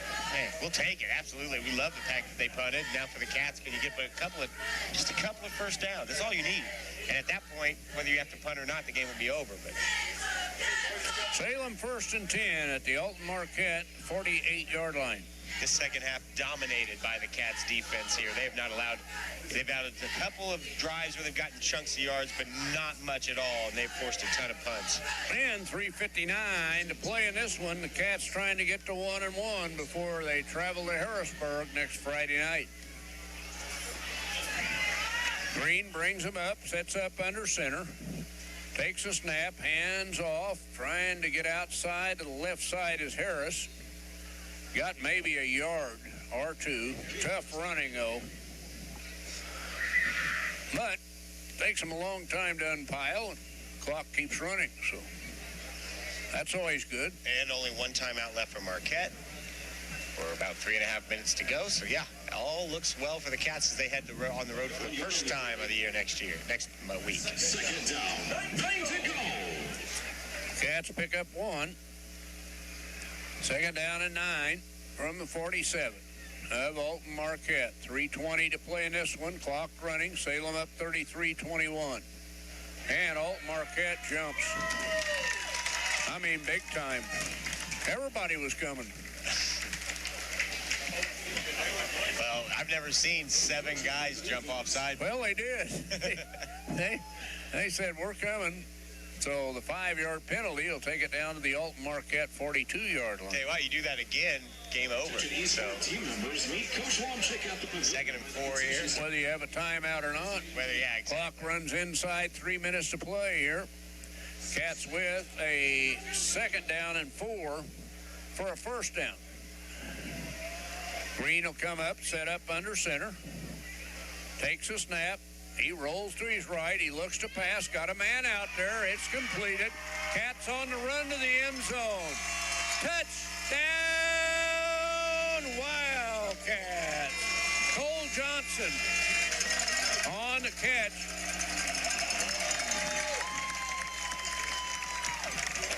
For the Wildcats as they get on the board once again. What a play. Again, the defense was right in Sam's face, and he just lofted it. And it was a great catch, but Caden Harris made a block that got that a touchdown as he gave himself up at about the 10-yard line, 15-yard line that led to that score. Great job. So the Cats put it away right there with a 42-yard catch and run to mount the score to Salem 40. Alton Marquette 21. Cats will try the point after touchdown. Kanke will still remember that great one-handed catch. Takes a snap, puts it down. Kick is up. Kick is good. Salem Wildcats up 40-21 in this one as we have 2:37 to play. We'll be back in 60. Get ahead of the game at Carter Athletic Academy, where the goal is to transform you into the best young athlete you can be. Train for top performance in football, volleyball, soccer, baseball, and softball. Professional private lessons and clinics are always available with Carter Athletic Academy's expert training staff. Carter's exclusive Hit Track system brings skill development as well as exciting gameplay to batting cages. Plus, the Academy is the perfect spot for your special event or celebration. The Carter Athletic Academy in Fairfield. Having car trouble, need a tow, or just some routine maintenance? Butcher Automotive in Louisville has you covered. Locally owned and operated, Butcher Automotive offers complete vehicle repair services along with tire sales and wheel alignment. They're your local Hankook tire and interstate battery dealer. Butcher Automotive offers free local pickup and delivery so your car can be repaired while you're at work or at home. Butcher strives to treat everyone's vehicle as their own. At Butcher Automotive, they don't want you to give them your business, they want to earn it.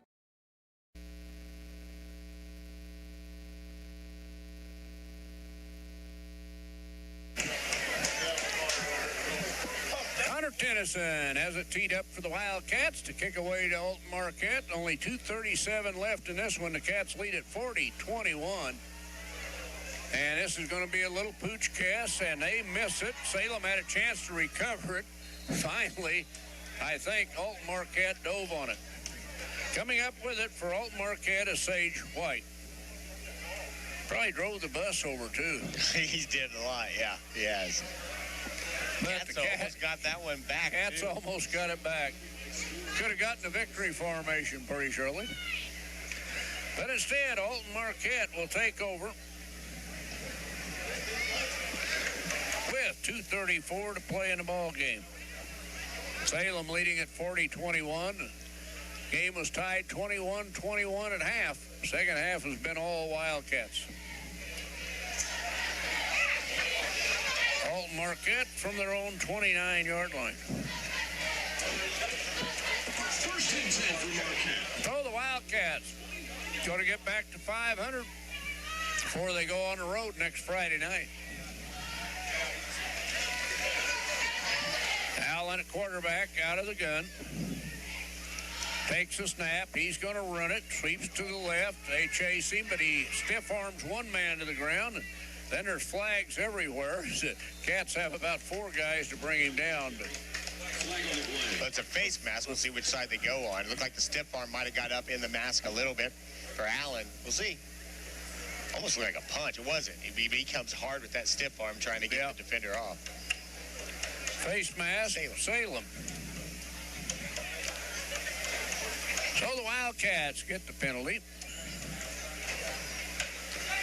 On the tackle, they get a hand on the face mask. The referee marches it off out across the Alton Marquette 45 to the 47-yard line of the Explorers.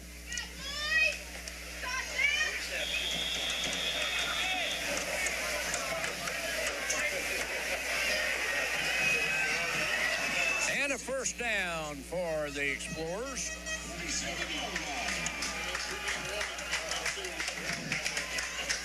Alton Marquette up to the line of scrimmage. 3 wide receivers. Nope, 2 wide receivers to the right. Allen out of the gun. They snap it over his head. He runs back to pick it up, dives on it, and saves the ball for Alton Marquette. But that may have been their last gasp. In the first half, they hiked one off the top of his helmet that they were able to save. Well, what that did do, though, is he was at 96 yards. He's closing in on 100. He backed down on the loss of 23 there, although not his fault, so he's down to 73 yards. That's a stat breaker right there. Bad snap. So it's 2nd and 25. Allen takes a snap. He's going to keep it. He's going to run to the right side. He's looking for running room, but they're in a scrum now, and he's brought down after a short gain. The only thing the Cats care about is let the clock run. Let's get out of here. They lead at 40-21 with 1:10 to play in the ball game, and 3rd down and all day for Alton Marquette. Ball on the 27. In no hurry to run a play either. No, I think they've thrown in the white flag, too. Allen's taking a beating back there, too. Yes, he has.